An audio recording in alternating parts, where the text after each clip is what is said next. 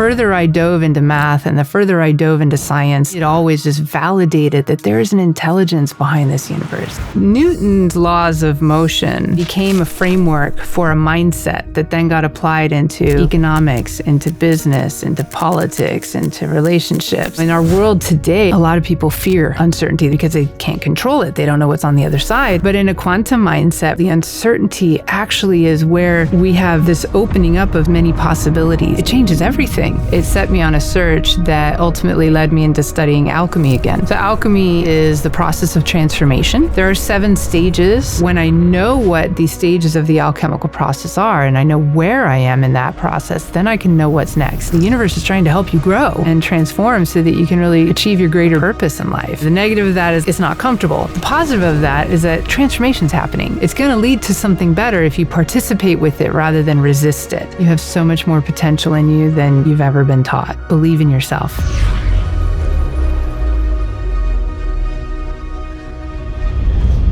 What's up, everyone? Welcome back to the podcast. Our guest today holds a PhD in physics from the University of Washington. She is a teacher, writer, author, speaker, leader, synthesizer of really science and spirit in so many ways, and taking what seems so oftentimes metaphysical, esoteric on the spiritual side and grounding it, and also brings what can often be dense scientific material to parse through into understandable language as well. So Dr. Theresa, thank you so much for being here. Thank you, Andre. It's a pleasure to be here. Pleasure is mine. I love to dive in off the bat. Let's dive in. And this area of exploration and the type of conversation that we're going to have today is one of my favorite because it's such a unifying area of exploration where the mass consciousness is pretty fragmented in exploring these different categories of life. And I love how you bring things together. And so when you look at life from the spiritual and the physics and the scientific lens, going back in time, what do you feel like was the predominant divorce between seeing physics and metaphysics as two separate things? That's a great question. Actually, that's a big part of what, as I started my search to try and figure out how can science and spirit rejoin, how can they complement each other? It set me on a search that ultimately led me into studying alchemy again. And, as I was going through grad school and undergrad, the history that we would get in science is that the alchemists were a bunch of pseudoscientists who were just trying to turn lead into gold, and we know that can't be possible. So they were just, it was waved away as a sort of an embarrassment, if you will. But so my mindset was that, but it kept coming up synchronistically. It kept coming up, and the alchemists. So when I finally opened up my mind, because synchronicity just kept saying, "Look at this, look at this." As I looked at it, I realized, that alchemy isn't what we were taught at all. This is actually a gold mine worth of wisdom. And it was the origin point of where science even came from. The alchemists were the original scientists, but when it was alchemy, science and spirit were interwoven. Like you couldn't separate the two of them. And it was very practical. So many of our forefathers of modern science were alchemists. Isaac Newton was a great example. Bohm. There's so many.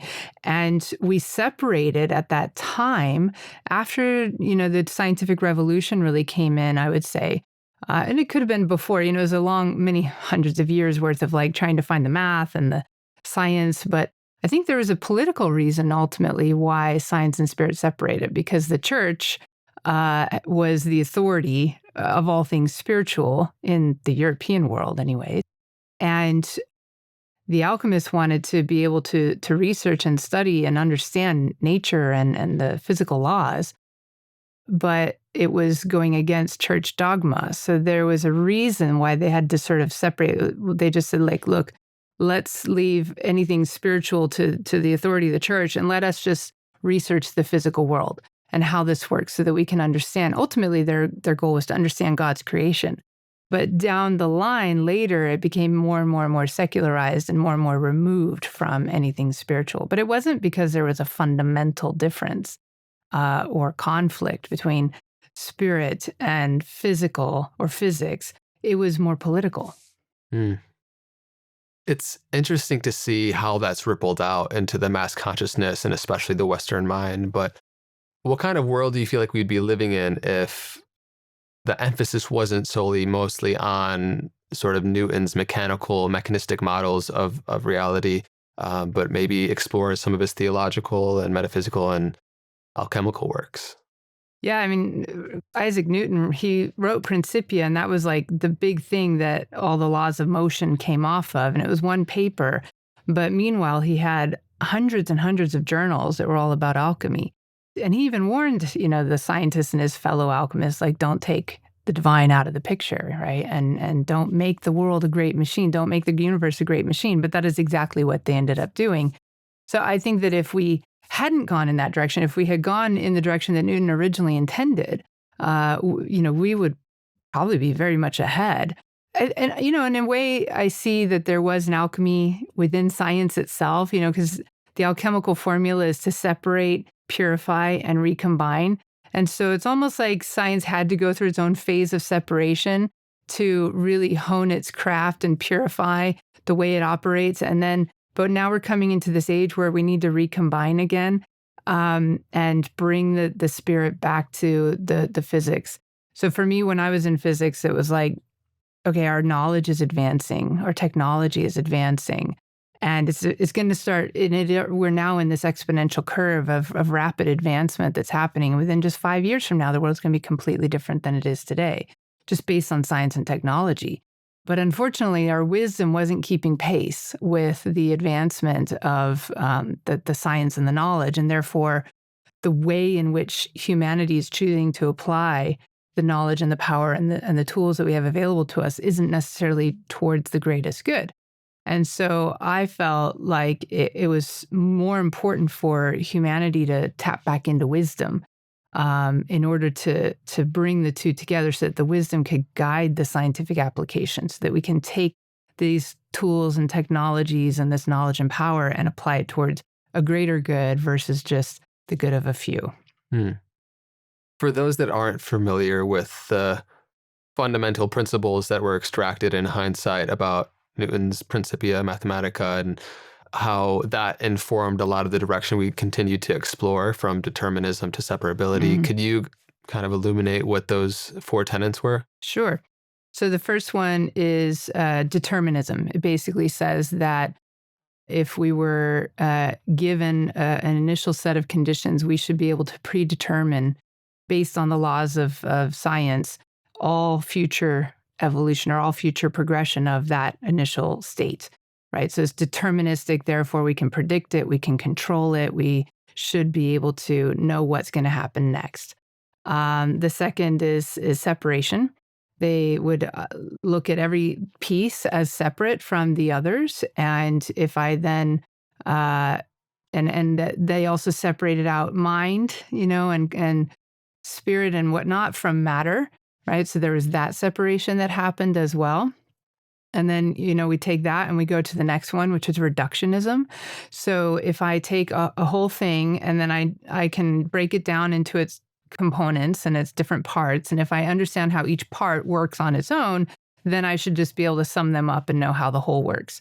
But the problem with separation is it ignores all the interaction of things and the emergent phenomenon that comes out of those interactions and those relationships and the synergy and so forth. And then the fourth real principle that came out of the Newtonian science is realism. And realism kind of goes hand in hand with materialism, where it's saying that there is a real physical, tangible, objective world that is the only thing, taken to an extreme, it says it's the only thing that's real is the material. And it would say then, therefore, that even consciousness and who we are is all just an epiphenomenon of physical processes. So those are the four major tenets of the Newtonian science. That goes back like 340 years. And then we kind of add, in terms of today's mindset, we added on to that Darwinian evolution, which was that sort of competition, survival of the fittest. And then you add on to that Maslow's hierarchy of needs, which is also that you have to take care of survival first. Then you can start pursuing, more like education and purpose and self-realization and so forth. So those are like the major principles that got extracted from various scientific mindsets that have come to dominate our world, especially since the Industrial Revolution, last 100 years or so. That notion of materialism being fundamental creates the inherent separation of subject and object Mm. and views world, and again, like you said, scarce sort of mentality. And I know that in your educational studies at university, there was sort of a shift as you were having your own spiritual development alongside the shift from classical to the quantum view. And I would just be curious for you to share a little bit about your own personal journey during that time of like what shifted when you understood when you started exploring quantum physics and how that was much more exciting Mm. as opposed to the classical view. Okay. Um, so I would say that actually started when I was in undergrad. Were educated in the classical first, right? So classical mechanics, electromagnetism, just basic statistical mechanics. These are the classical things first. And how does the macroscopic physical world work? And what are those rules that govern that? And to me, it was actually like a grind. It was a bit like it didn't inspire me. Let's just say that. And I kind of often wonder, like, why do I need to know this? And what am I going to do with this information? And it was just like, it really didn't click for me. I actually struggled with the classical mindset. But when I got into modern science, modern physics, and then ultimately got into high energy physics and particle physics, and that, went in deep into the quantum world, I went, ooh, wow, this is different. This is exciting. This, for me, it actually intuitively made more sense than the classical paradigm. And it opened up so many more possibilities and a lot more interest that I felt dovetailed with just at an intuitive level. Like I knew things were more connected. I knew there's greater possibilities and so forth that opens up from the quantum. But then I got into grad school. And in grad school, I was immersed my first year of 80 hours a week of physics. Like, so between classes and study and testing and research, it was 80 hours a week, no room for anything else. And that, so I went from having, I would say, a life of diversity in undergrad to a life of just only physics and only left brain for a year, 2 years as I got into my first bit of grad school. And after that first year, I found myself really disconnected from myself, and that led to feeling depressed, really dissatisfied with like, why am I doing this? Because it's coming at the expense of my well-being and my sense of happiness. Do I really want to do this? Do I need this? And I just really started questioning a lot at that stage. And I knew, like, okay, something's got to give. Like, I gotta bring some balance back into my life if I'm going to survive this process. Because the grad school in physics was very much a weeding out of the weak ones, and it was quite a grind. And so I started bringing very systematically, like, everything that I had in my life before. What's the key? Like, if I were to just bring in one or two of those things that I can be efficient with, what's going to be the major key to that sense of well-being? And brought back creative hobbies and social time and athletics and all the things that you think create a well-rounded lifestyle. And another year goes by as I'm doing all of that. And it's like, okay, well, things are better, but there's still something missing. What is this thing that's missing? I've brought everything back in, but there's still something missing. And there's just this one day I was at the gym and this little voice, I was contemplating in the back of my mind, and this little voice kind of came in and said, well, there's one thing you haven't brought back in, and that was spirituality. And I was a bit surprised at that stage. But as I started to explore, I thought, okay, anything I'm going to explore spiritually can't negate what I know to be true scientifically. So I'm going to have to find where the two can at least align, and I couldn't go with blind faith and religious sort of approach at that stage. So I looked for all the science and consciousness, science and spirituality, Tao of physics kind of stuff, like Eastern esotericism meets quantum physics. And as I started reading into it, it got me super excited. It reminded me of why I was pursuing science in the first place. And I realized, like, these actually dovetail beautifully. Like, they're saying the same thing. One thing led to another where I was ultimately saying, okay, it's great to have the philosophy, right? The concepts that these two can complement each other. but it's not practical. It's not grounded. Like, how do we apply this? Because I was an experimental scientist, and it's like we need to ground it into physical reality somehow. So that's what ultimately led me on the search to finding things like sacred geometry and alchemy and hermetic teachings and more the Western mystery tradition, and how that, I think, worked really well with the modern scientific mindset, because it really wants to understand the deeper underpinnings of how things work and why they work. And so there's where I found like a real deep connection. And even I remember being in an astrophysics course at one point, and they were talking about physics cosmology.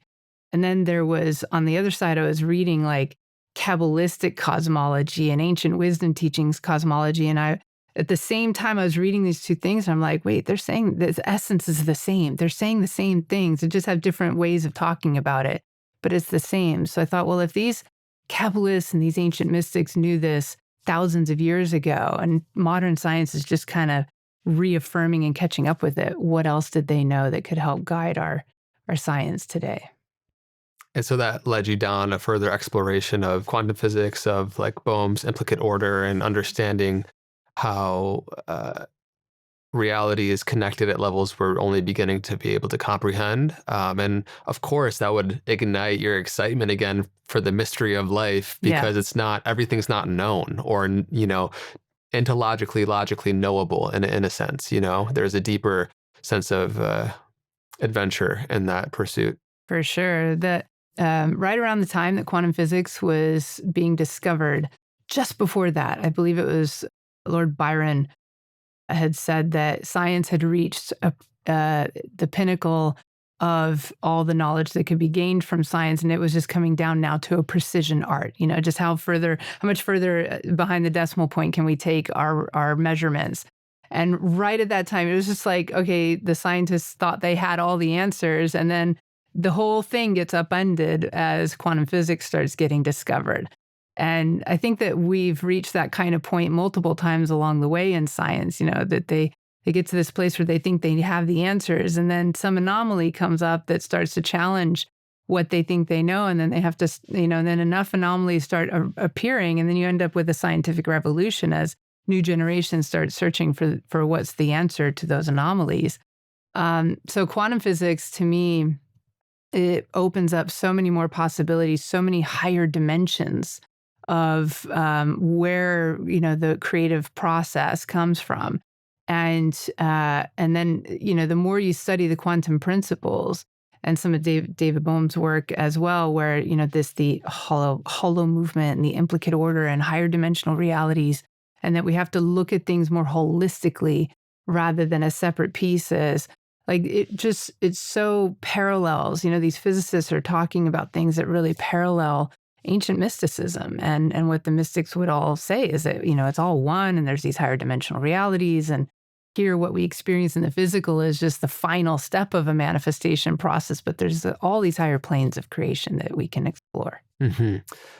When we view reality from this kind of just third dimensional view, with subject and objects, I think Bohm's kind of referred to or quoted something like, the universe is not a collection of objects, but a communion of subjects. Mm. And so like the exploration of consciousness being more fundamental, of this implicate order that Bohm was exploring, I would love to unpack this a little bit, and then we can get into some more quantum stuff, and then all the alchemical, Kabbalistic, hermetic side of explorations and how they kind of interlink with each other. But for people that don't know and aren't familiar with the implicate order, what does that mean? Mm-hmm.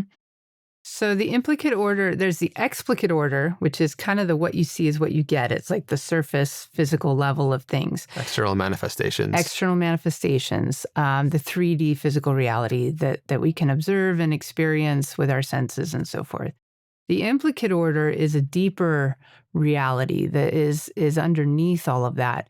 And he used an example of, like, let's say you have a big vat of some substance, fluid, like, or a clay of some kind, and you can observe, with a camera, let's say, you can observe what's happening on the surface. but you don't necessarily see what's going on underneath it, especially if it's opaque. And you might put a drop of some dye, but there's this movement that's happening throughout and underneath it. And you might see a little trail of what it's doing on the surface, but you have no clue what's happening underneath. And that's one analogy that he used for the implicate order, is that deeper reality, the more whole picture, versus the explicate being just what's on the surface and what's observable. And so he kind of compared the quantum reality to this implicate order, this hollow movement there, where there's a deeper reality to things, whereas the kind of Newtonian way of looking at things is more what we just see on the surface.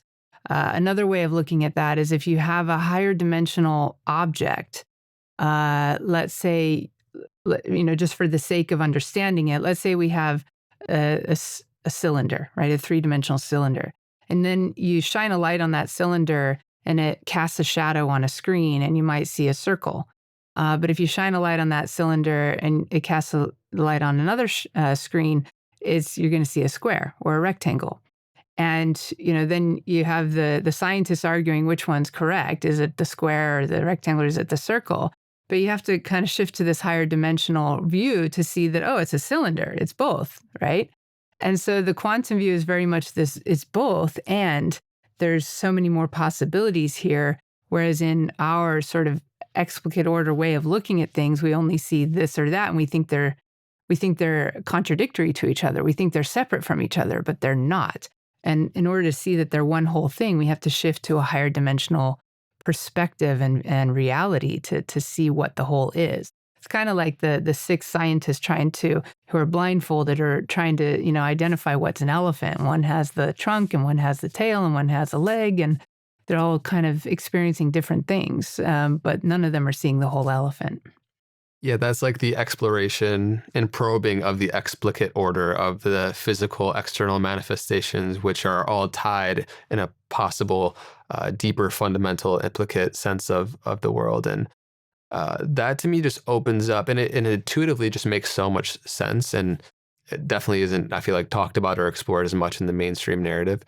But, when the understanding of quantum physics and that sort of exploration began, I think it started for many scientists and people that are exploring for truth on the spiritual side of things as well, really just kind of did a 180 on it and just like took us from we think we know sort of how reality works and that we will through this one way of essentially measuring the explicate order of things to deeper, fundamental, mysterious way of connectivity and entanglement that's happening beneath our sense perceptions. And so, the founding fathers of quantum mechanics, you had two generations, really. You had like the Einstein kind of older generation who were a part of discovering like, oh, electrons are not just particles, they're also waves.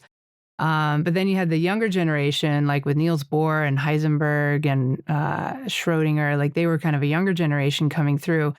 And they were like very excited and ready to run with this. And there was during those days when it was first being discovered, like between 1900 and 1920, it's like the major period of discovery of quantum physics. They had some amazing debates and philosophical conversations, and a lot of them believed in spirit. And even Einstein, he was very mystical in his own way, but he was still, in his personal view, he was a bit of a classicist to his deathbed, feeling like there had to be an elegant singular formula that could explain everything. And, he's famously known for saying God doesn't play dice with the universe. He didn't like this uncertainty principle and that things weren't predictable and so forth. But then the younger generation were coming through and they, created the Copenhagen interpretation that, really relies on the observer to observe something that is a quantum object. And when we observe it, we collapse the waveform into physicality. And that until you have an observer that actually observes the result of something, it's still in a superposition of infinite possibilities. And so they really brought the consciousness into the equation, but it was so radical at the time that scientists weren't really ready to accept it. And it's really taken 100 years for scientists to just keep testing the various predictions that quantum physics makes, to see, like, is this entanglement thing really real? Can we really, like, separate particles, by, hundreds of thousands of miles and then still have instantaneous transfer of information? Is time really, like, does that not matter in the quantum world? Because it definitely matters in our experience of reality, but in the quantum, it's like, no, time doesn't really matter. It's non-temporal, non local.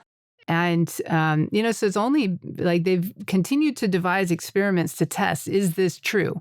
Because it was so radical, and it was like Alice going down the Wonderland, and everything getting kind of turned upside down. And only, I would say, in the last 5 years especially, have I started beyond just sort of the science and consciousness kind of community. I've started to hear more and more public conversation, more and more acceptance of quantum as a way of viewing things. And so there's been a shift in the last 5 years that's like, oh, people are more ready now for this conversation than they might have been 10 or 15 years ago, and let alone 100 years ago, Yeah. So, yeah. And I think it can, and I'm looking forward to getting your perspective on how it can go a little bit too far in terms of taking things out of their technical context. Mhm. But when you study emergent complex systems and you see kind of how there's both in the explicate order and the macro side of things, there is reflection of what's happening, and there's like clues, hints, breadcrumbs of what's happening at a deeper sense. And so you study order, symmetry, beauty, cues within nature, and you start to see this correlation between the micro and the macro. I don't know if you saw that. I'm sure you did that. Those entangled photons that look like the yin and yang symbol, that was in a recent study. I don't know if you I saw haven't that. seen that. No. Okay, cool. But like seeing those entangled photons and how Wow. they showed up and look like that, we'll put it on screen. It's interesting to see, the deeper the study goes, the relationship between those two. Yeah, and the more the esoteric continues to be revealed and validated, right? It's like it's having revival, but it just keeps pointing back to ancient wisdom that's been here all along. It's just almost like we had to go so far away from it to come back to it, to realize, there is truth here. There's a deep meaning here. And I think sacred geometry is one of those ways in which the two really meet. Like, Yeah. every time you talk about sacred geometry, we have to talk about numbers. We have to talk about mathematics. We have to talk about harmony and frequency. And then of course you have symmetry and beauty and things like this that come in, but there's practicality to it as well. The reason those geometries are the building blocks for the physical world is because they're the most energy efficient way of organizing the various components. And so there is this beautiful dovetailing between, real, like, physical science and taking all the principles of energy conservation and efficiency and so forth, and then, the geometry that arranges whether they're the particles or the molecules or, whatever, whether it's crystals or the DNA itself, or even at the subatomic levels and atomic orbitals, like everything. The deeper you probe, the more you realize that geometry is at the core of all of it. It's like it is a language of creation of how things are built, not just in the physical, but also in the metaphysical, or in the kind of the blueprints of this energetic realm that then ultimately governs how the physical components come together. Yeah, I think for anybody who goes deep enough into many different fields, you start to see the similarities and interconnection of it, which makes sense, if there's this deeper underlying thing in which all external manifestations originate, and where mathematics, or mathematicians discover higher dimensional objects like the amplituhedron and see the inherent beauty in that complexity, and how that relationship between order, efficiency, and geometry is pervasive throughout the universe is, it's just exciting when you start to actually like experience and study truth and how things are really operating. And I think even just like from a purely mathematical perspective, I remember in my undergraduate studies, I was in a honors calculus class, and the professor started getting into things like pi and phi and e, these fundamental constants that we have in the universe. And then seeing ultimately through like Euler's, identity equation that they all came together and, what seemed like they were separately discovered and they seemed like they were separate constants and they didn't really know why is it that number other than that's just kind of how it emerged through the formulas. But then to see them all come together in this like perfect unity, to me, the further I dove into math and the further I dove into science, and especially into quantum physics, to me, it always just validated that there is an intelligence behind this universe. There is beauty and reason and divine design, if you will, behind this universe. And even to the point of like, if we were to just change the mass of an electron by just a fraction of a percentage, the whole universe wouldn't have been able to come to bind together in the way that it has. And so there's such beauty behind it. And to me, the more I discovered and explored, the more I was like, there's got to be intelligence. There's got to be a consciousness. There's got to be a purpose behind it all. It just provokes so much awe and wonder, especially when we're scientifically exploring, for example, what an electron is and these fundamental constituents and particles of the universe. And we realize, oh, we're also made of these things. It brings into question who we are and what our relationship is in the universe in a really, really interesting way. And one of these aspects, take it where you will, but from the quantum perspective, looking at ourselves as a quantum being, looking at life from pure possibility instead of the Newtonian probability way of navigating life radically shifts and orients ourselves differently towards life. So what do you think about that? This is my favorite subject. Me too. So Newton's laws of motion back, several hundred years ago were extrapolated and became a framework for a mindset that then got applied into economics, into business, into politics, into relationships, into psychology. That became a framework, those principles that we talked about at the beginning. And yet, in our world today, and people are still very much operating on that way of living. They still see themselves as separate from other things. They still think they can control everything. They still think, that they can just be rationalistic about everything. And yet our world today is like very different than it was 300-400 years ago.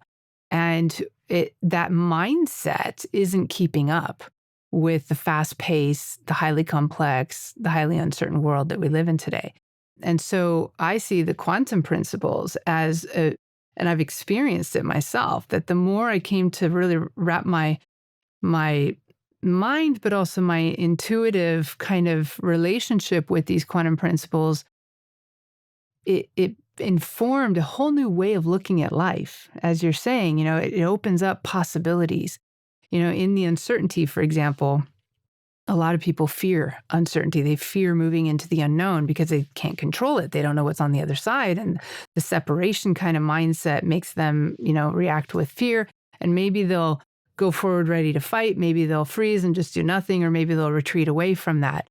But in a quantum mindset, for example, the uncertainty actually is where we have this opening up of superposition of many possibilities. And then it's a matter of like, what do you want to do with all those possibilities? What are you going to create? What are you going to choose to observe and make happen and make manifest in the uncertainty, right? So the uncertainty opens up the door for free will and choice and opportunity to come through again, and many possibilities. But you got to approach it with a positive attitude. You got to approach it with a certain embracing and optimism, moving towards it in a positive way.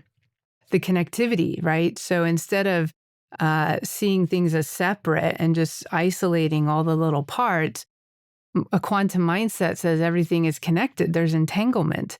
And, that by our own interaction, we're entangled together, right? There's a connection that's established. And that connection can be non-local. So even when we leave this time and space, there's still a connection that happens because in the quantum mindset, there really only is here and now. Because in that quantum field, everything is a oneness field.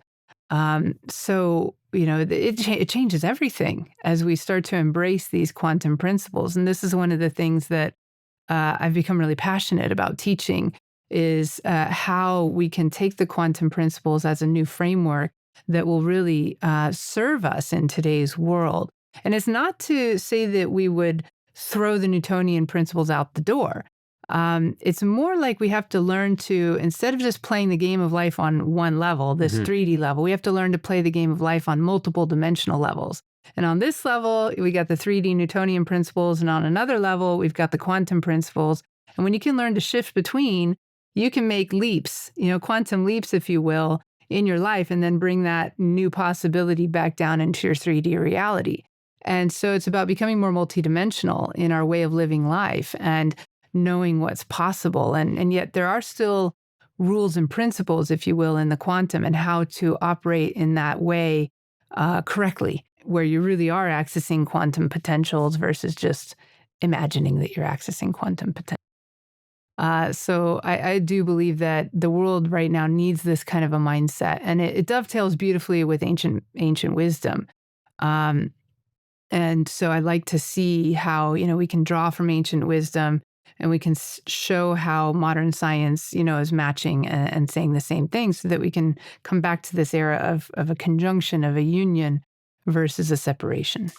Yeah, it's that holistic lens is really needed. I feel like anytime we internally, as an individual or societally, just come out of a growth like we grow into a new phase, we almost judge the prior version because we're so fresh out of it.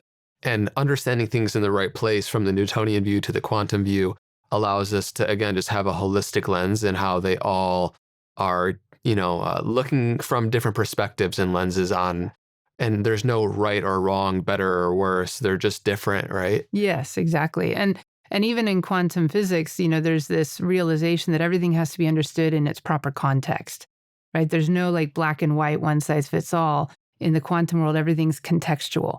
And so the new paradigm, if you will, doesn't discard the old paradigm. It builds upon it and expands it to a new level of perception of a greater whole.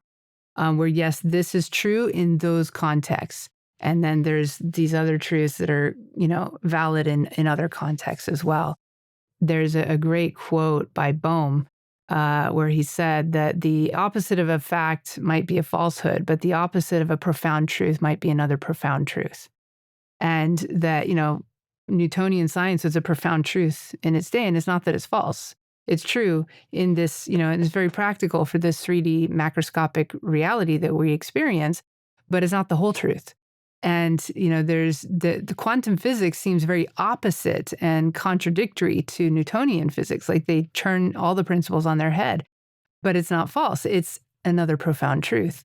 And it's really a profound truth that operates at the deeper layers of reality that are at the foundation of your being, of my being. Like we are quantum at every particle in our body, and not just the particles, the fields. We are a field of energy, a field of consciousness.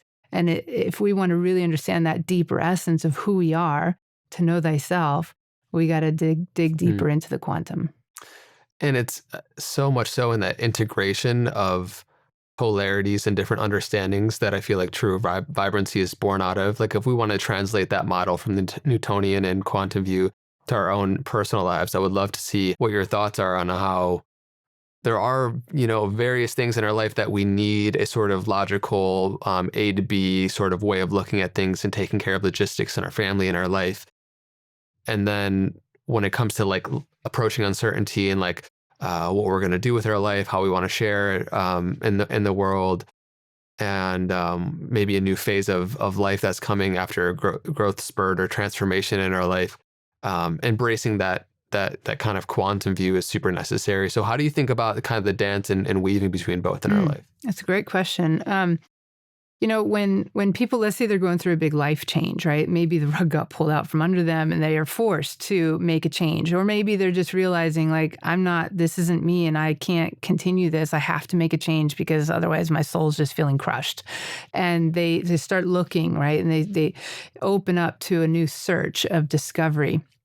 That's when they go into a time of great uncertainty. Or maybe they're trying to identify like, what's my greater purpose? And they feel like they should have a purpose, but they don't know what that is. There's a lot of uncertainty in that.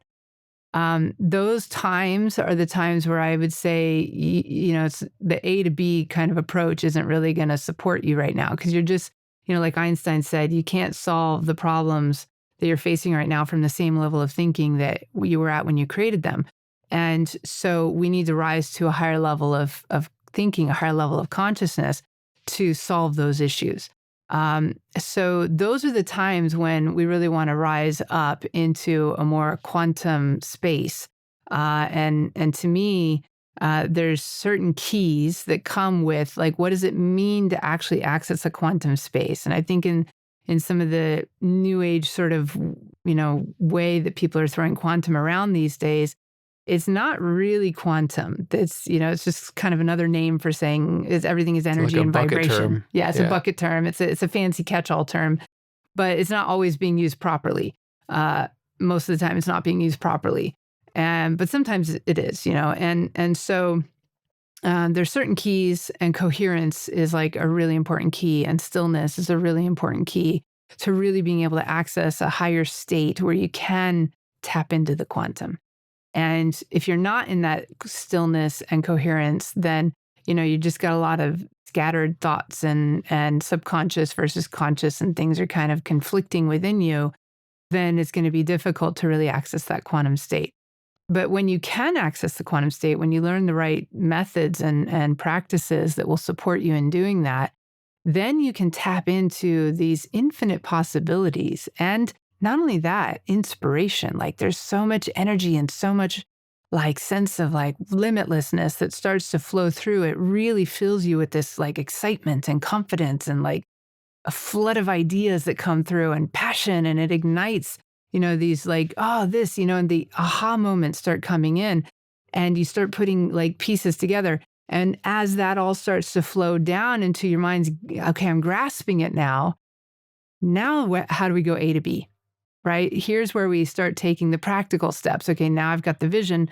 Let's plan it out, right? Let's get practical. Let's do the to-do steps. Let's do the organization, the time management, all of these kinds of things, and then start taking the actions, right? And so there's a transition point that happens from the quantum to the Newtonian. And even in science, they say Newtonian science is a statistical average of quantum phenomenon. And so there is this transition point where we come into, okay, many pieces are coming together. And then at some point, the quantum phenomena kind of averages out, if you will. And then we get, into our Newtonian way of operating. So we need to know both games. Yeah. And it opens up so many doors about what the nature of intuition is. If the form is always informed by the formless, then when asking ourselves what we want to create in the world, what decisions I want to make in my life, what does, again, those words coherence and stillness are very important to sort of get out of our own way to be able to tap into and allow something greater to come through us instead of just from us and from our mind. Yeah. Yeah. So like stillness is going to be kind of like coming to 0 point. You have to reach that place of just like you're in the emptiness, you're in the nothing. You've let go of any attachments, any assumptions, any biases, any expectations. You've let it all go, and you've just like really opened yourself up. Another way you could say is like really humbling yourself, but there's a stillness where you almost like kind of go into this void space and just be. And there's nothing, but then that becomes a portal that we can step through into a quantum space where those infinite possibilities start to become accessible. And in that quantum space, to really like access those infinite possibilities, that's where coherence comes in. And coherence means everything's aligned, the same frequency, it's in phase, it's all in the same direction, right? Versus kind of being scattered. And so within our consciousness, like our conscious mind has to be aligned, our subconscious has to be aligned. Like at every level of our being, we have to be aligned and feeling like a yes, a resonance.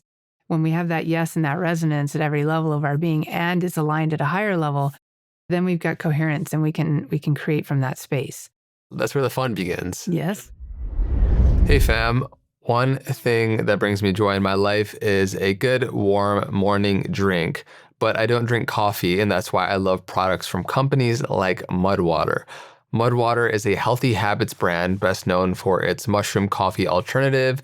Mudwtr's original blend has 4 functional mushrooms, and with only a fraction of caffeine as a cup of coffee, you get natural energy without the jitters or crash of coffee. They also have a matcha blend and 2 other ones with no caffeine, rest and gold, which is amazing. I love it. One is the turmeric blend, the other one is their nighttime blend, and they contain ingredients like ashwagandha, chamomile to help you chill out.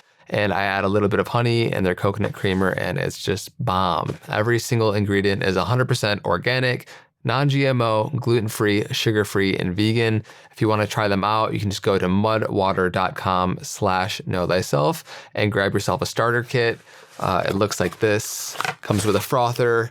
And yeah, our community right now gets an exclusive deal for 43% off. You get a free rechargeable frother and even free shipping. Again, that's up to 43% off at mudwtr.com/knowthyself. I hope you enjoy. Getting to co-create with a deeper intelligence. And I think, that saying of allowing life to unfold greater than you could imagine. If life happened exactly as we wanted all the time we wanted, it would be the most boring movie ever. Like the surprise and the mystery is what is so enchanting. Just because we touched on it, I am really fascinated. And I feel like this is a purging moment for the new age spiritual kind of movement and understanding around all these things, because we can get quite lazy with the language we use. And I feel like it really denigrates the credibility of people that have amazing heart and capacity to impact the world using language in sort of that Dunning-Kruger way where you just know enough to kind of sound fancy. Yeah, almost like weaponize intellectual like words, and it also ties into like superiority sometimes. And I'm just curious your thoughts on how we bridge scientific rigor and mystical language without diluting either. Thank you for that observation. And yeah, science is a precision process. It's very precise. And I mean, this is why they have so much terminology in science, because they're like really precisely trying to define everything. And in the new age, we get a bit hand wavy, right? And loosely using terms. And that becomes problematic. I mean, it might sound fancy and it might get in the mass consciousness, which is great, but then there's a misunderstanding of what it really means, which then doesn't serve people. And that's when scientists traditional scientists tend to just say, oh, that's pseudoscience. And they just kind of wave it away because they also have their own intellectual elitism, if you will, around what is an acceptable use of scientific terminology and what's not.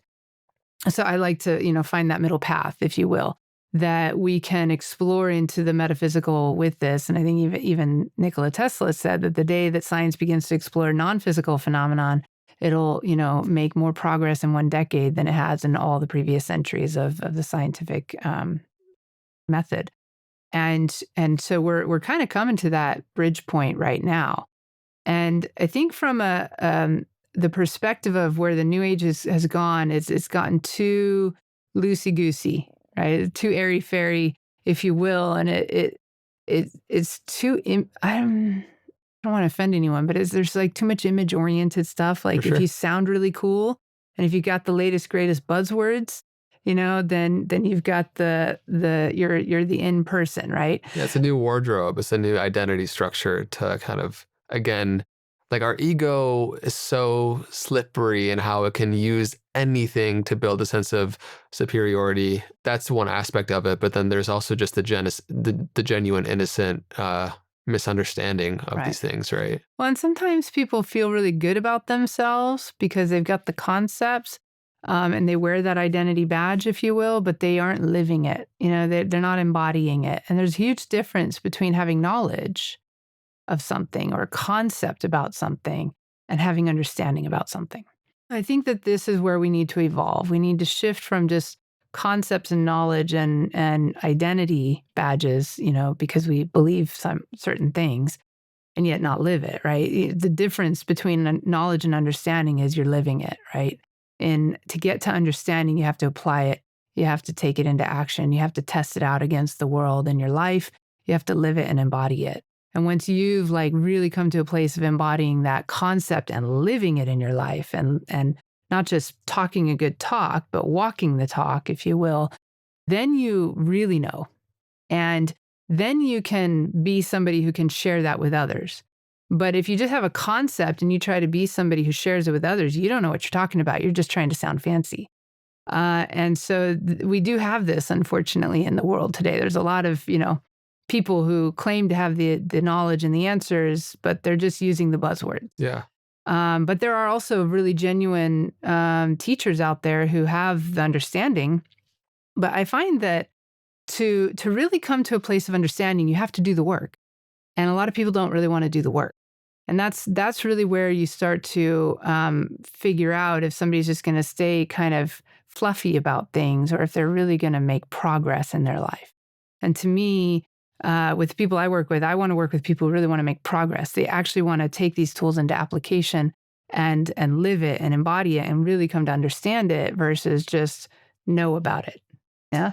Yeah, Meister Eckhart, I remember saying something like scientists may disagree to infinitum, but mystics of the world speak the same language, because reality can actually only be experienced intrinsically. Like we can, of course, know aspects of it through the rational, logical mind, but through the embodied experience of such concepts, does one actually begin to even know something? Yeah. The rest of it actually isn't knowledge. It's not really a gnosis, is a better word there. And so to make this fruitful for anybody who's listening, because I'm sure we've all fallen in traps of doing this. And anytime we critique something, I would love to kind of help replace the bad habit. What's an example of like language that's used out of its context that you would love to see a little bit more refinement with, that you kind of tend to see often? Could you, and yeah, how would you remedy that? Okay. So one example that I hear is, when people say it's all energy, therefore it's all quantum. Have you heard that before? Yeah. Yeah. Okay. So when we say it's all energy, that's actually not a quantum view. That goes back to Einstein, right? E equals mc squared. Everything is energy, matter, it's all energy, but that's actually a classical paradigm. In the quantum view, energy is an epiphenomenon that emerges out of the quantum.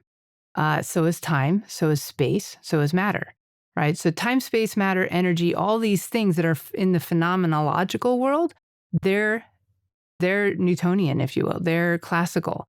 But in the quantum, it's all information, possibilities, potentialities, but nothing actualized. And energy is an actualized form. So that's one sort of, so we can, in quantum physics, we talk a lot about information and we talk about wave functions, but wave functions are about possibilities and probabilities.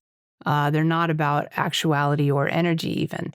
And there is this like bubbling sea of, it's constantly in movement. Like there is like a vibration to it, but it's not a physical vibration. It's a potentiality vibration.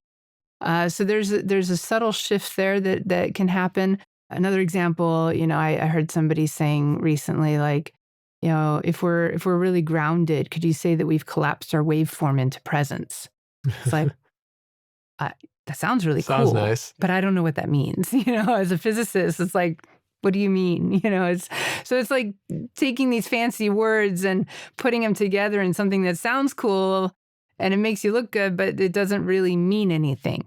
And so this is about really understanding more the true definitions of things. I think that it starts by really digging in to understand what does that really mean?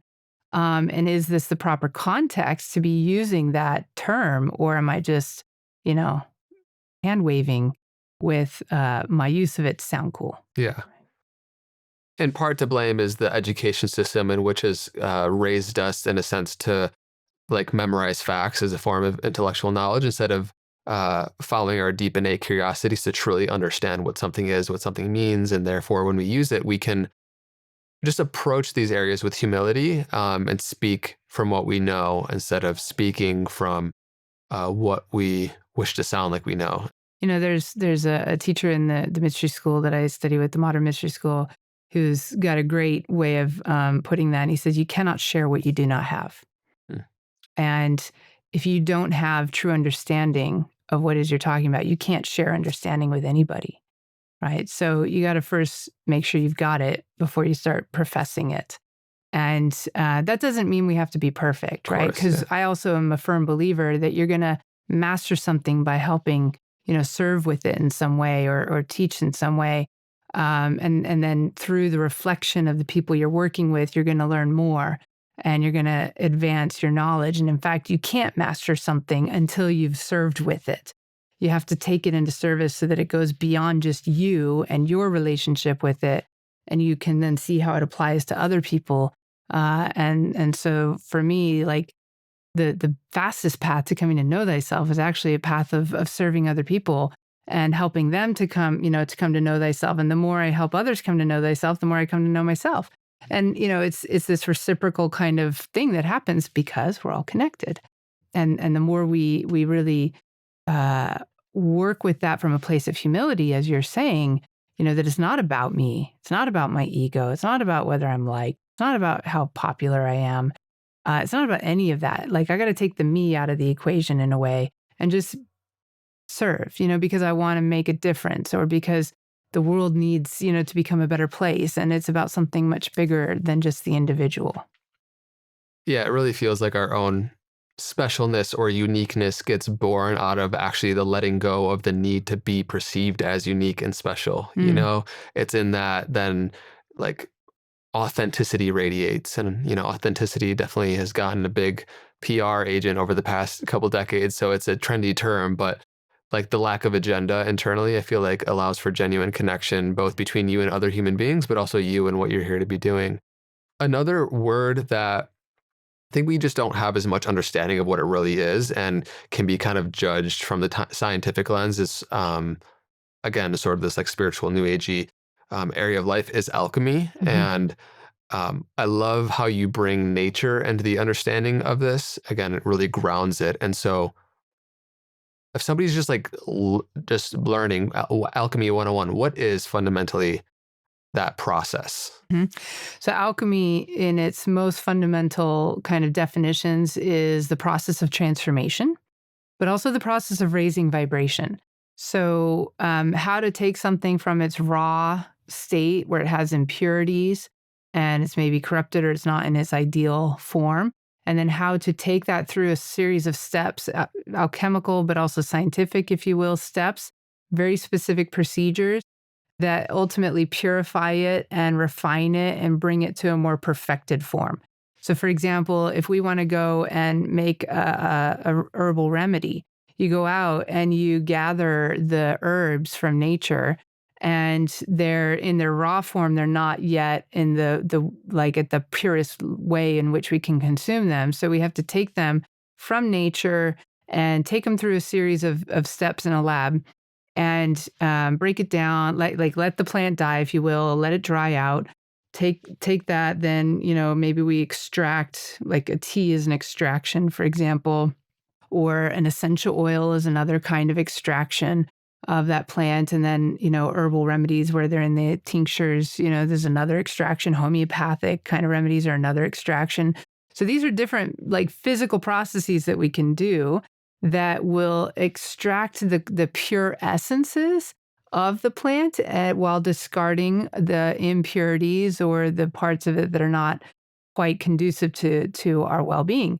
But like, for example, distilling the spirit or the alcohol, making the essential oil, making the homeopathic or the supplement, like the salts. These are all like one essential out of the whole plant, but there's actually 3 essentials, so they can each become a different branch. But in alchemy, you'd actually bring them all back together, right? So you'd perfect the form back to where all the essentials come back together, and they're in this highest sort of elevated, pure vibrational state that when you partake of that, it works on all levels. Like it works with the homeopathic, it works with the essential oil, it works with the herbal remedy, it works at all levels. So there are 7 stages in the traditional kind of way of looking at alchemy.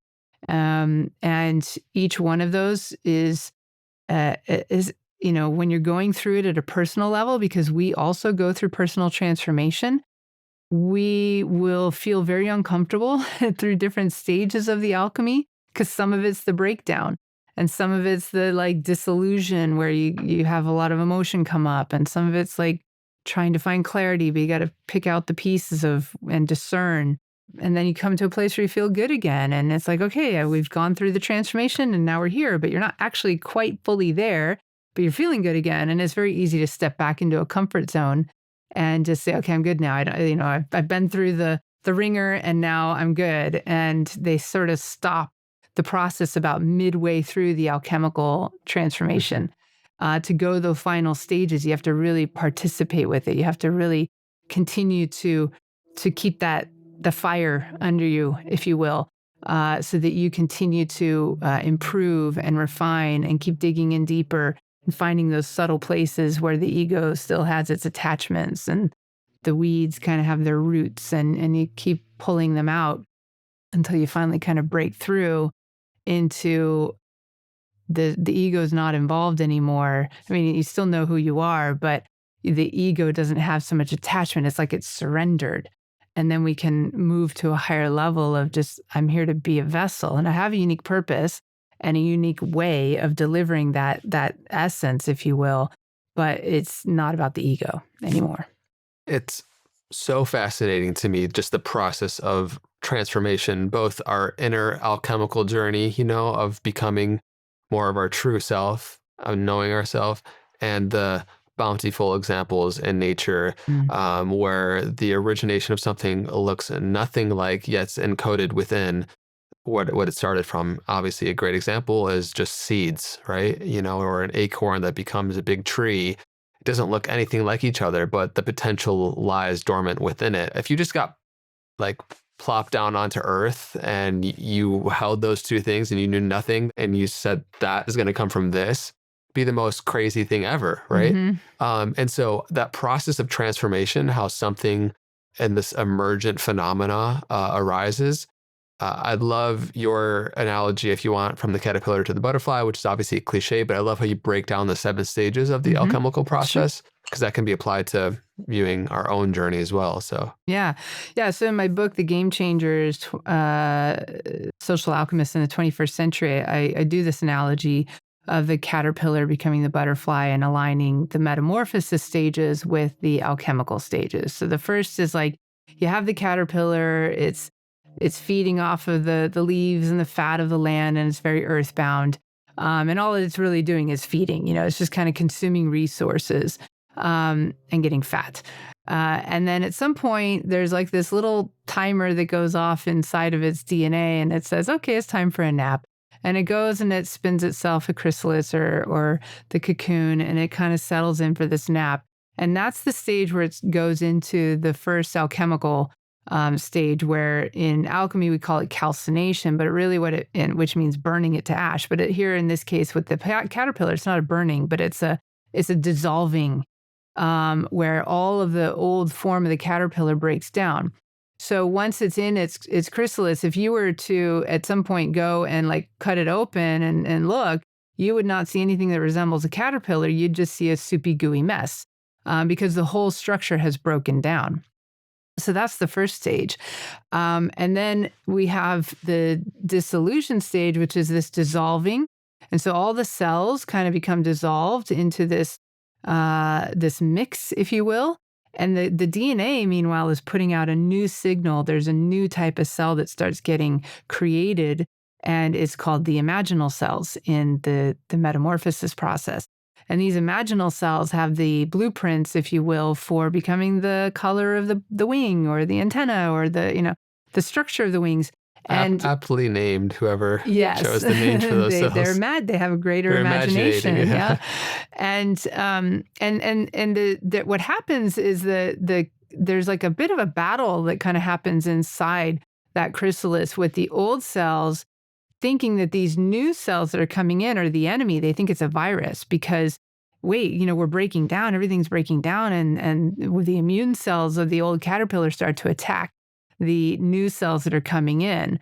And so this dissolution stage is very like confusing, if you will.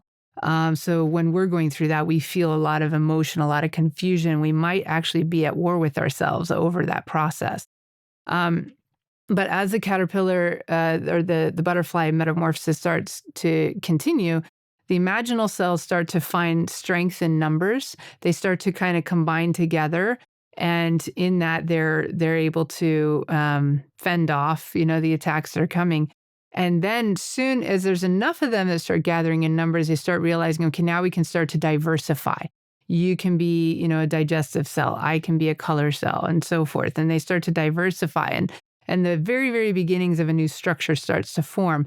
This is what we would compare to like the separation stage, where we're starting to kind of divvy out so that we don't all have to do everything and be everything. We can have our unique roles and we can serve a greater whole and a greater function. And as that continues to progress and the new structure of the butterfly starts to form, we move forward into the conjunction stage, which is, okay, now there's a coming together, because those old cells can still be purposeful. They can align with a new structure. And so the old cells sort of have this choice. Well, we can either go over there because something's working over there, and we can like take our skill sets and whatnot, because a digestive cell can still be a digestive cell, for example, and we just have to align with a new structure. And if they don't, then they end up becoming obsolete and dying off.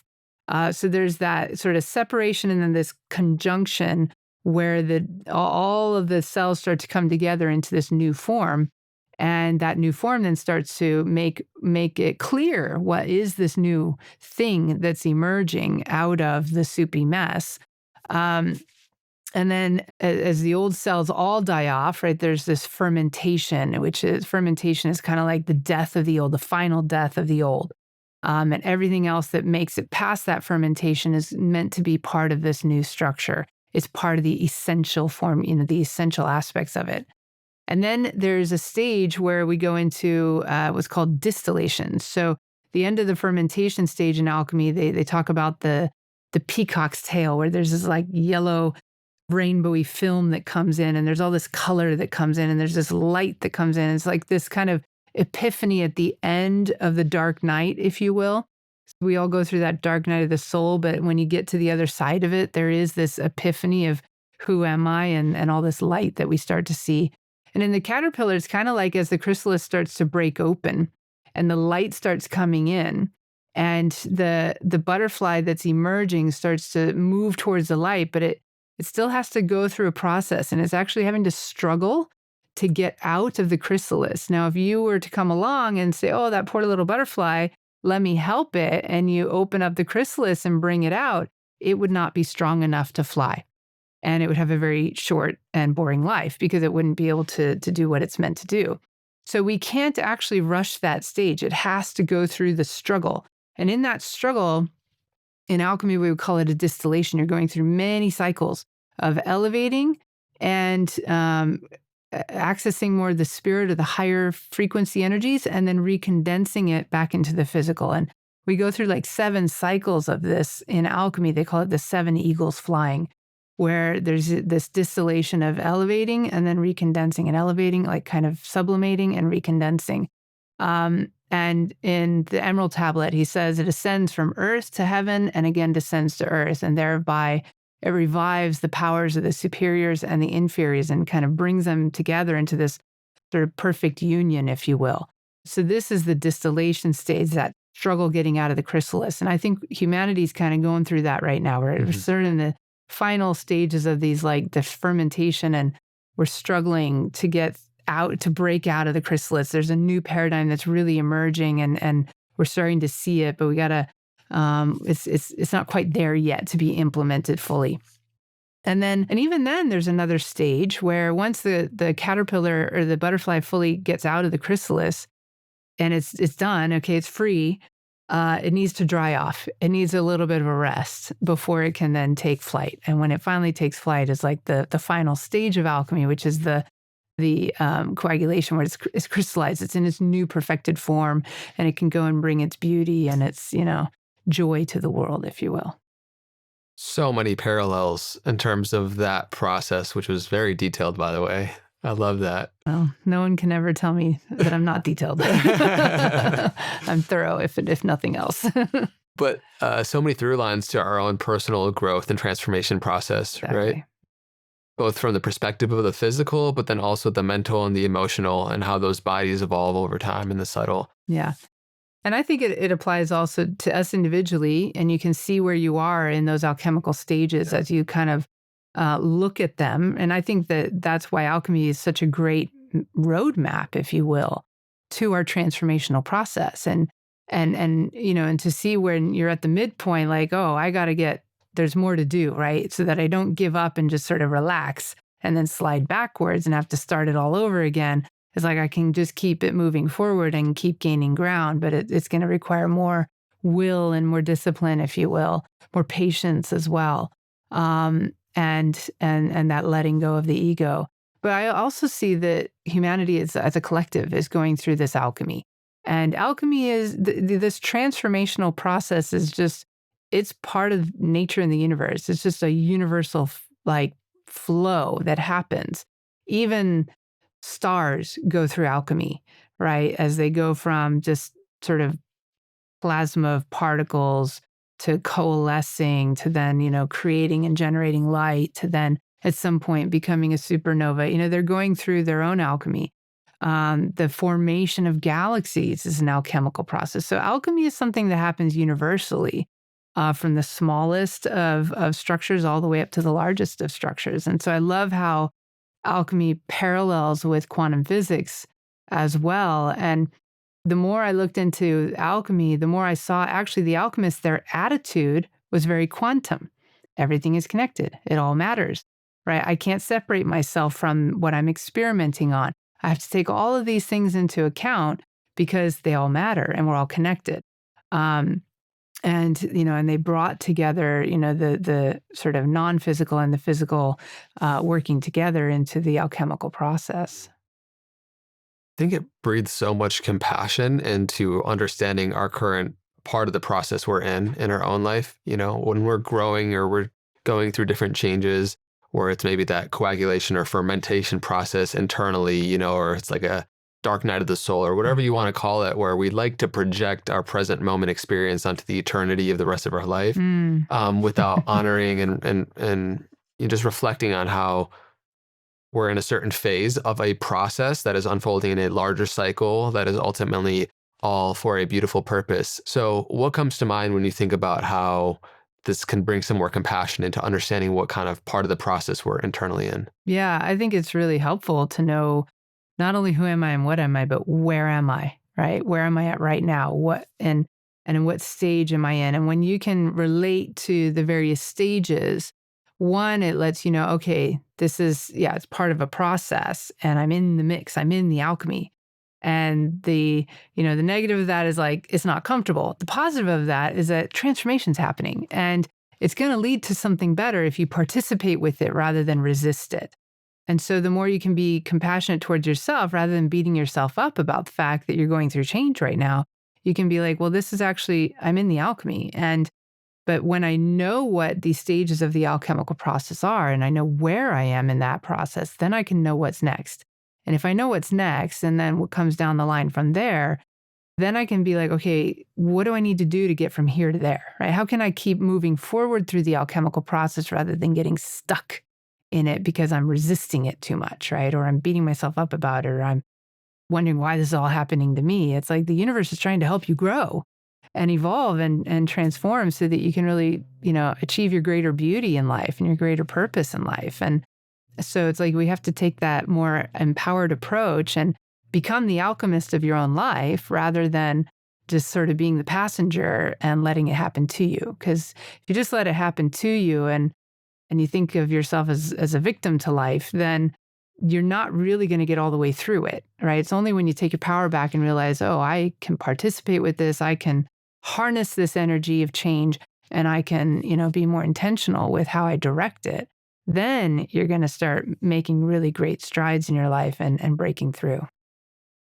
Yeah, we have such it's like an Instacart, Uber Eats mentality for our own growth where we want it instantly, and I do believe that we can open ourselves up and have spontaneous remissions for people experiencing disease and have big shifts in small periods of time. But it also is important to reflect on the purpose each part of the cycle and process plays, because like one of the last phases before the butterfly is born, you were mentioning how that struggle was necessary. And if somebody came in and helped it at that particular time, it would not have developed the strength necessary for it to flourish into its full potential. And I think about how in my own personal journey, and I'm sure in yours and everybody who's listening, there were previous struggles in our life that we were going through where if somebody came and helped us, probably like we have wanted to in the moment, we would not have developed the faculties and the strength necessary for whatever is coming next in our life. And so struggle is a privilege in that aspect. 100%. And, the Roman Emperor Marcus Aurelius put it that the obstacle is the way. Mm-hmm. That, by taking those obstacles and those struggles head on, rather than trying to avoid them or shortcut them or run away from them, by taking it head on, you do become stronger. And in meeting the challenges of life, you discover resources and capabilities within yourself that you would have never discovered otherwise. You would have never known that you were capable of it. You would have never even known that you had that gift or that ability had it not been for the challenge. And then sometimes the challenge is just is forcing you to rise above. And in that push, they say, what is it? Necessity is the generator of all innovation. We reinvent and we become something greater than what we were before. So I agree with you that there is sort of this cultural mindset in our modern day that's so used to everything being done at the push of a button that we should also be able to have that magic pillar, that magic bullet that just is, or the one size fits all that's just going to be, this is the thing that's going to solve all my problems. But it's not that simple. We're not that simple. We're very complex, multifaceted, multidimensional beings. And we have much greater capacity, much greater potential than what we're currently manifesting. And the universe is trying to get us, in spirit, it's trying to push us in some way to evolve towards what it is we have the potential to become. And we have a much greater purpose to fulfill. And I believe that anyways, that there is purpose to it all. And we're going to be far better off getting to that place in our life where we're ready to work with it and put in the effort and have some discipline and be consistent and not try to take the shortcut road or like step around and bypass things. Because when you bypass, you're cheating yourself of foundational strengths and capabilities that you need ultimately to serve you when you're getting into fulfilling your greater purpose. It's such a liberating perspective to recognize how all of nature is hardwired to reach its full potential as long as it's in the right environment, and our own, like aligning ourselves with our own nature will allow us to, with more ease, attract what's meant for us and become who we're meant to in these aspects. And I feel like if we decide we want to live in truth, that means that we need to face off with all the parts of ourselves that are a lie or are not true, and all the things we, believe that are falsehoods. And that's hardly ever a glamorous process, and I think that personal growth can be seen as this glamorized thing because we're seeing everyone's highlight reel. We're seeing everyone's butterfly, And yeah, I just want to get your perspective on how we honor those past survival strategies, these things that we need to let go of. Like so much of growth is a lot more of losing in some aspect. And of course, from the perspective of the absolute, we're not losing anything. But from the experience of the relative, we're losing a lot more in times than it feels like we're gaining. Yeah, I would say you're sacrificing versus losing. And there's a difference. So, honoring what strategies worked for you to get you to a certain point in life, which is better than where you were before, right? And that served me to a point. And yet sometimes that thing that served me in the past can become the impediment to my continued growth into the future. And when you reach that place, you can honor it by saying, okay, thank you for serving me and getting me to this place. Now that I've got this figured out, it's time for me to grow in new ways. And I can honor that past strategy.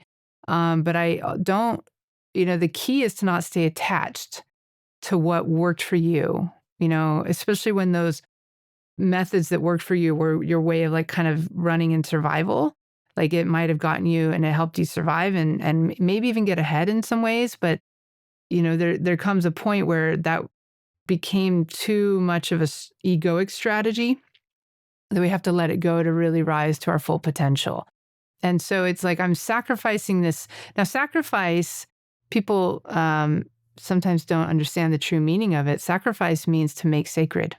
Sacrifice, it's where to make it sacred by offering it up to the divine, if you will. And I'm surrendering this thing So as an offering of something I value, but I recognize that, there's something greater calling me forward. So it's like a humbling of the ego before, a much higher source that we want to move towards and honor. And there is no growth without sacrifice, right? So every step of growth is going to require sacrifice of some kind. Maybe we're sacrificing the lesser for the greater. Maybe we're letting go of like bad behaviors in order to start embracing good behaviors. For example, we're letting go of, some addiction in order to, have a better quality of life or these types of things. But sometimes the sacrifices are actually like, I actually have to sacrifice things I value. Like maybe I have to sacrifice some time, personal time or living a normal life so that I can achieve something even greater than just the normal, kind of average person. And when you talk about our nature, our nature left to, this is an alchemical philosophy. Nature left to its own, it will evolve and grow and transform in time, but it'll be a really slow process. Like it's nature left to its own devices is a very, very slow process. That's what Darwinian evolution is all about, right? But nature aided by human creativity and intelligence and knowledge and so forth. So the alchemists would say nature aided by man is going to be accelerated in its transformational process. So when we bring our creative and intelligent and abilities in and work with nature, we can speed up its evolution. And that's what alchemy is all about. So it's about ultimately rising above. We have what we call our first nature and our second nature, right? Our first nature is more like our animal instinctual way of being, which is easy and it's our default position, if you will. It's just the instinctual way, and it's the part of us that tends to kind of be in the comfort zone.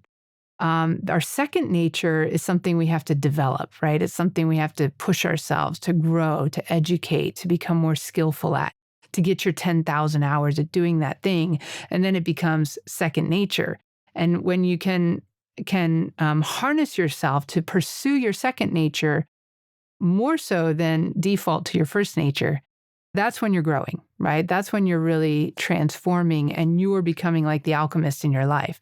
Whether it's like you want to play piano and you got to learn how to do it and put in all the hours of practice, or whether you want to become an amazing like athlete or you want to become an astronaut, whatever it is, that's the second nature, is something greater than what we were given as our first nature. We have to cultivate and develop into it. And that's where transformation really happens versus just aligning with our first nature. Yeah, that was great. I think as you experience that process too, it helps us prioritize the devotion towards that inner fire, because we can see the fruits of our previous pain or fire transmutation process, the fruits that it spared. And so we know that the challenges that arise or the opportunities for growth can be perceived as that instead of just resistance, right, continually to life and existence around us. And ancient texts throughout for thousands of years in the yogic philosophy talk about, tumo, or the various different words and techniques that refer to this inner fire, the ability to purify impurities and emotional blockages and whatnot. And so any thoughts you have there on the inner alchemical process and what it means to sort of be an alchemist in our own, internal life? Well, first of all, you got to find what you love and find what you're passionate about. And when you find that thing that, oh, I love this inspires me, this is like, I'm super passionate about this, that becomes its own fire that can motivate you, that can drive you, that kind of propels you to pursue it. And it's purely out of interest and you can dive deep into it, and you'll find that like it thrills you. It fills you with energy when you pursue that thing versus it draining you, and so it adds to your fire, if you will. So that's definitely a part of it in terms of like what motivates you to move forward, but you also, people have to watch out for falling into apathy, because if you fall into apathy, like you're just like, I'm not passionate about anything, I don't have motivation to do anything. That's a very dark place to be, and there's no fire there, right? So fire internally, if you will, is the thing that motivates us, that moves us. And it compels us to go in some direction and apply ourselves and pursue something that's exciting, that makes life worth living for. And so you got to find that thing that makes life worth living for. And, I think personally, like I felt that through pursuing a spiritual connection, that brought fire as well. Like there's something greater, there's something hidden, there's a mystery to be, revealed that can be known.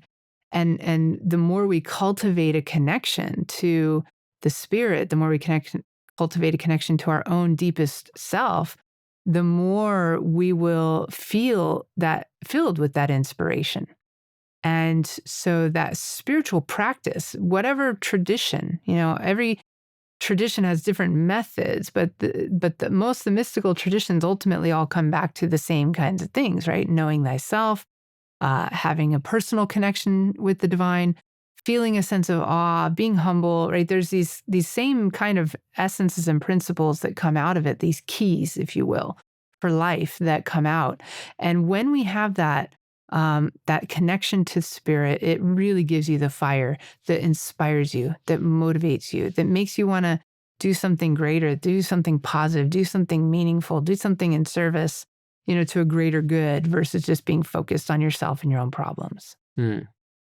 Is there a period of life for you that stands out as the most sort of transformative, alchemical in that way, where you maybe resisted it at first, but you could, like, in hindsight, look back, see how that was like the spawn of your biggest growth?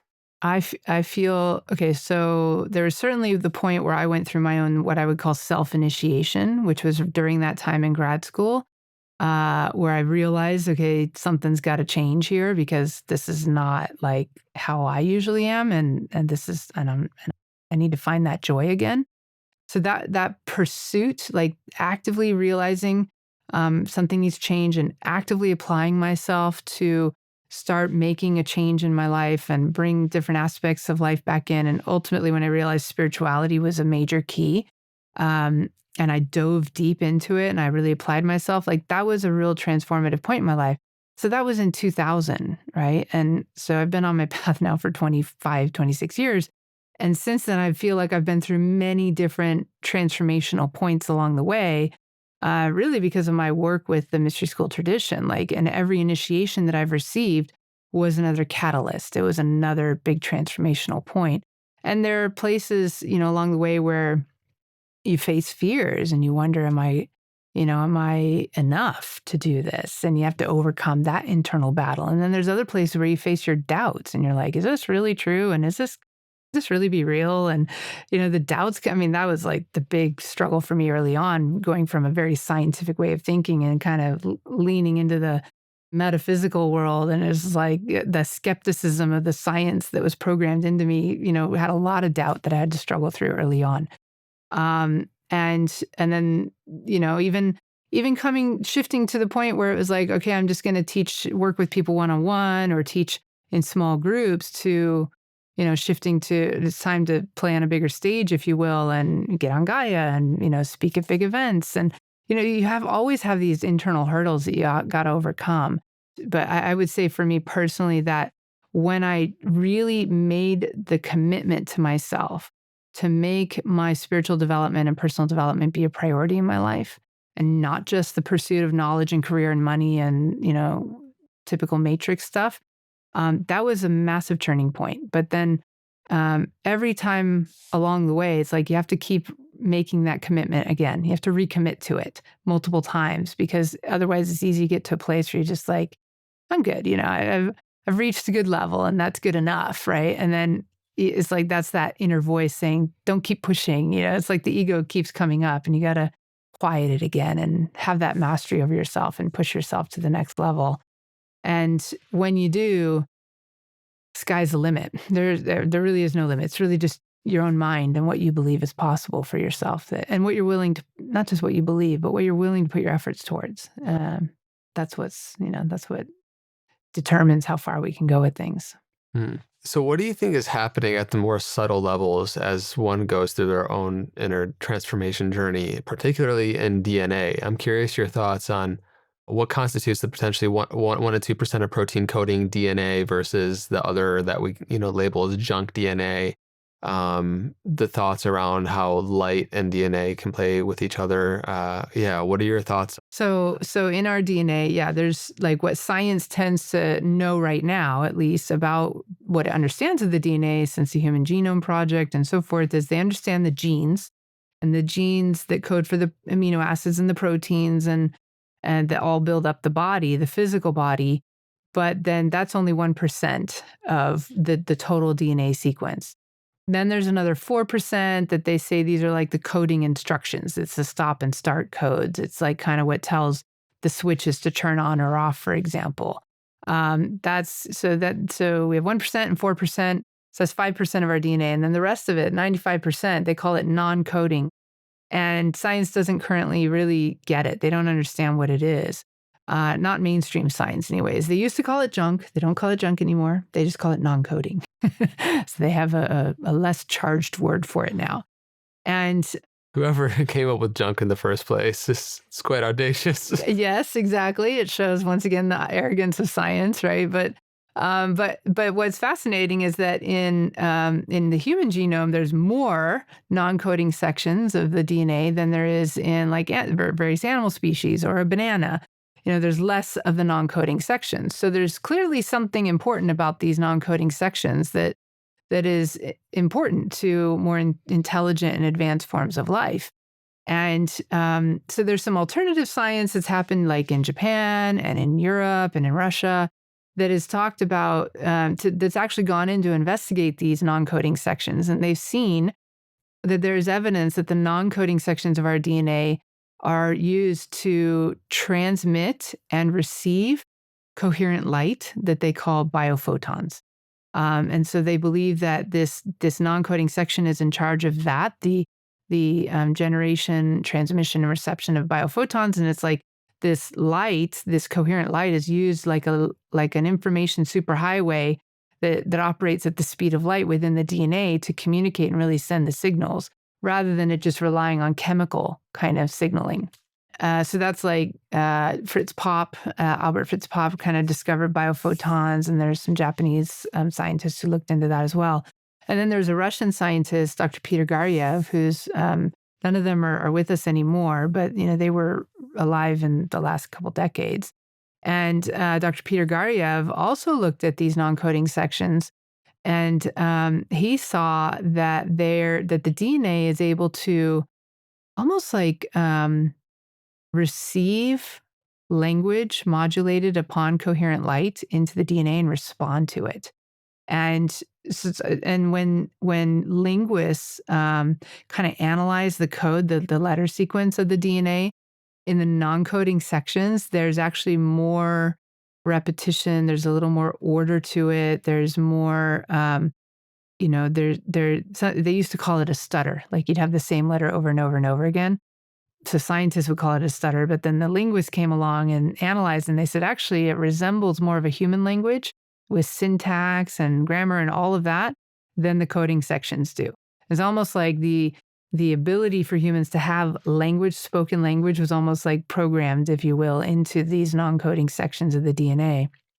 And then Dr. Peter Garyaev also saw that like they put the DNA into a vacuum chamber, and they shined coherent light, like laser light or LED light, on it, and then saw that the DNA took that light and it actually organized it around its DNA double helix structure.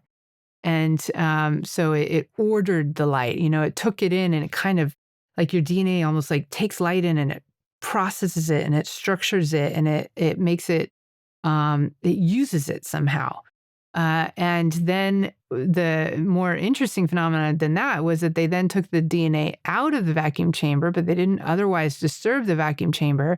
They sent light through it again. And even when the DNA wasn't in there physically anymore, it was almost like it left an energetic blueprint, or it had structured the vacuum itself, that when they shined the light through, the light still formed according to that double helix.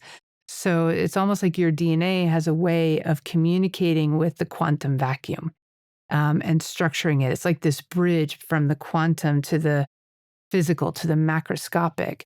So there's some super fascinating things that are there within our DNA. We even have within our genes, we have the same gene in our DNA, in the human DNA, as a salamander has that it uses to regenerate limbs. So we have huge capacity that is within us that is yet to be understood and discovered within our DNA. There's possibilities for super intelligence, for super regeneration and healing, for super immunity. All of these things are possible within our DNA. It's just like we're still in a process of awakening and evolving into being able to turn on these abilities. Now, science today wants to use genetic engineering and CRISPR sort of technology to try and bioengineer and hack our way into superhuman designer baby stuff. And it's already happening in China. So it's coming. So just be prepared for that. But I believe from a metaphysical perspective that we have had ancient spiritual technology, such as, activations and initiations that turn on our DNA. And in the Kabbalistic tradition, our DNA actually relates to the tree of life. And the tree of life is a sacred geometric blueprint for our DNA. It's like the scaffolding that the DNA kind of binds around. And so we have methods of going in and really turning on those codes within our DNA that first starts as a spiritual blueprint awakening, that then, as we take the intuitive actions, that as our mind and our consciousness awakens and we become more self-aware, we start taking different actions. We start making different choices. We start living in a different way. You start having different habits of what you eat and consume and expose yourself to. And all of that affects your epigenetics and the switches of, that are responsive to the local environment within our body. All of it starts to shift, and it will then integrate its way into your physical DNA. So many doors were opened up from that. And if we're solely relying on our senses to inform us about reality, it's always going to ultimately be futile because we have this small perception capacity. And so what do you think of extrasensory perception? How with our physical senses, we're observing obviously less than 1% of the electromagnetic spectrum. Where if we're exploring these possibilities of latent potential hidden in our DNA and the cells in our body, that just opens up a big mysterious door of what's possible within being human, and also what yogic traditions have referred to as cities and different potentials, which are very, very philosophically exciting to talk about. And I think we can shun it away so quickly if we don't logically know how these things would work. But what does that open up for you in terms of possibility and your thoughts around extrasensory perception? Well, it's definitely a thing. It's real. And, so yeah, we're only visibly seeing 1% of the electromagnetic spectrum, but then we're only consciously using maybe 10% of our brain capacity to be consciously aware of it. The rest is subconscious. So you're really only seeing 0.1% because you're only consciously perceiving 10% of that 1%. So what we think we're experiencing as reality is like the snowflake on the tip of the iceberg, right? Not just seeing, and we can hear a broader range and we can maybe feel a broader range. Like I think, we see 1 octave, we hear 10 octaves, we feel 10 octaves.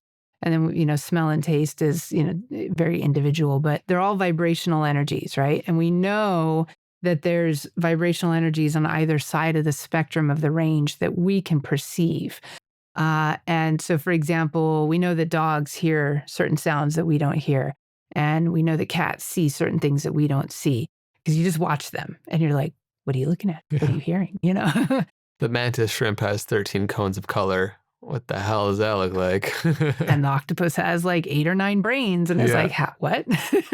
So yeah, there's these other ranges. And yet, so there's, what are we trained to believe and perceive, right? Because a lot of times our beliefs filter what we're perceiving through our senses.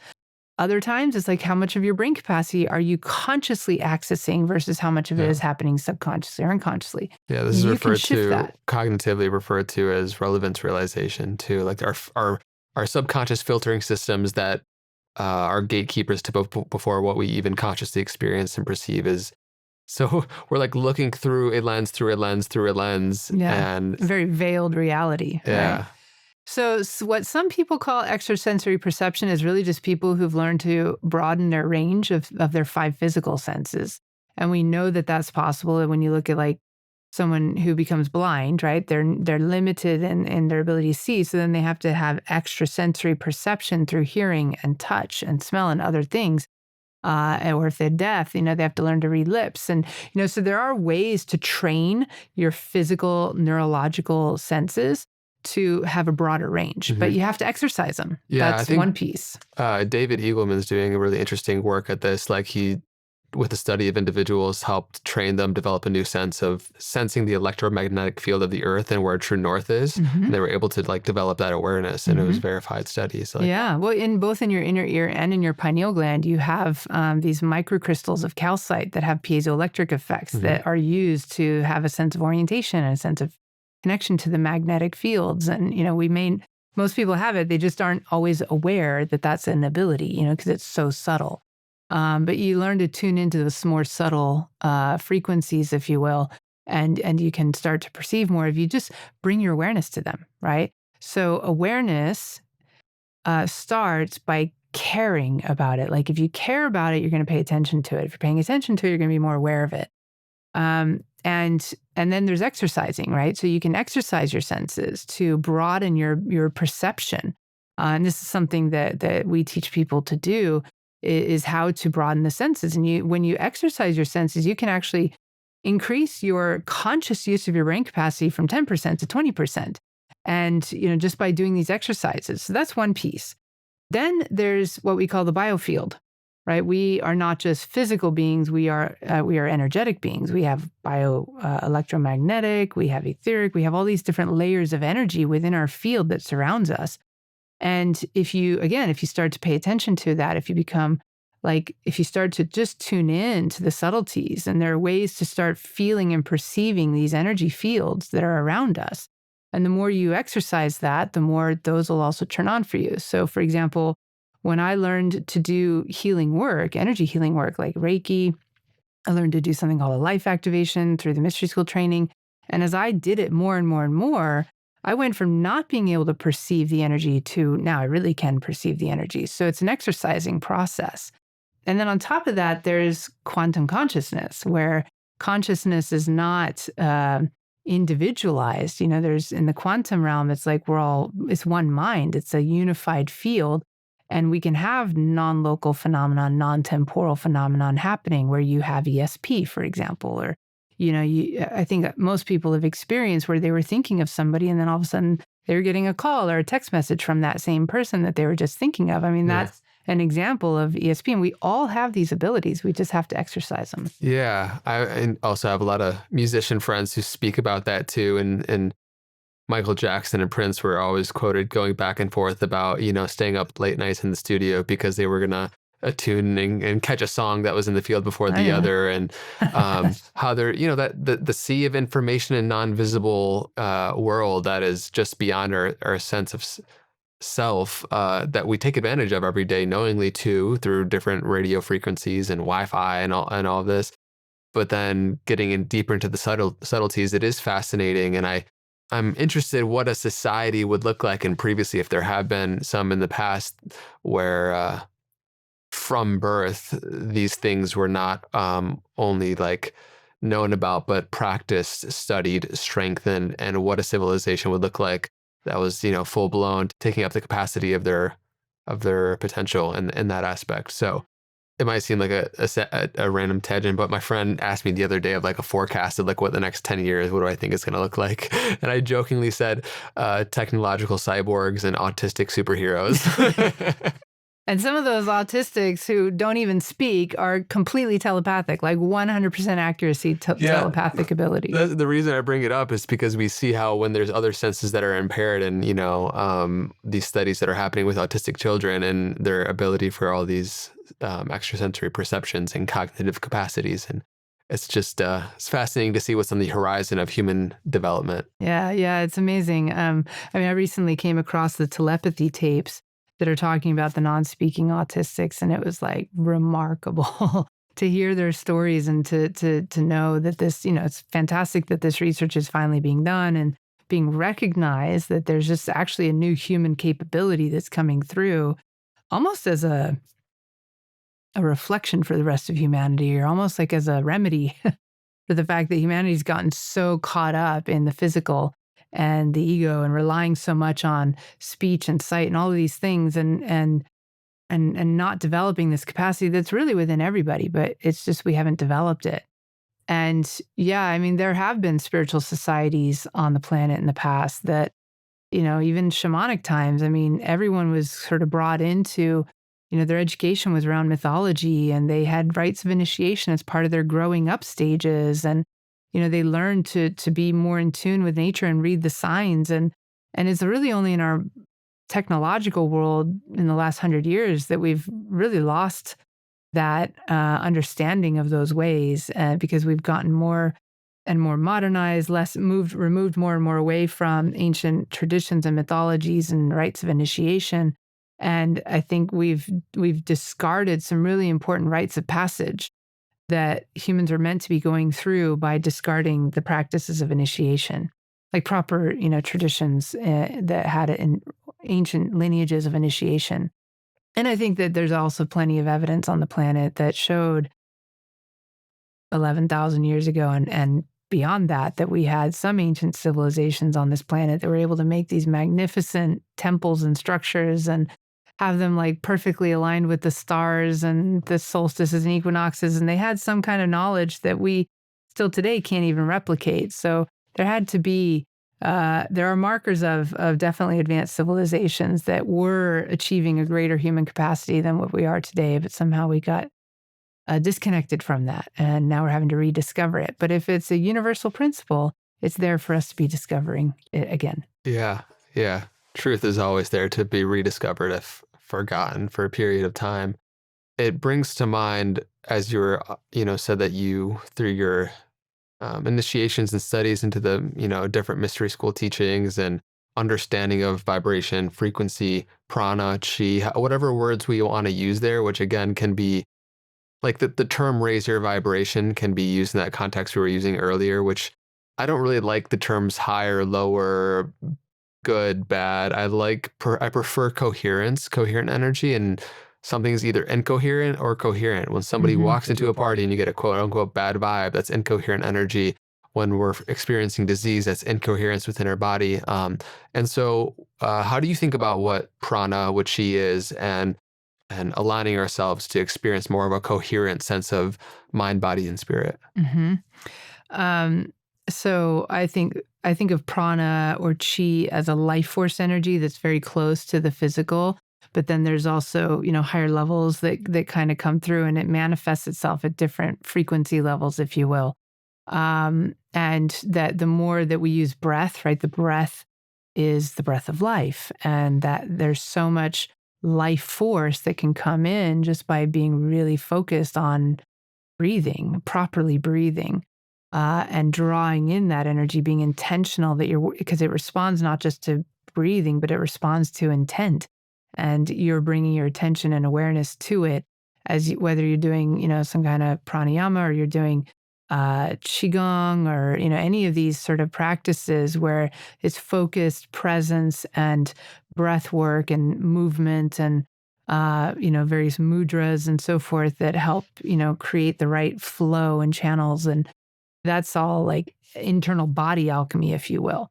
And we're learning to harness the essences of the body and use the breath and the movement as a way of circulating things and creating that distillation process. And, the endocrine system, which connects into the chakras, are the glands that create all the hormones, which then, become these molecules that can ultimately create transcendent states and experiences.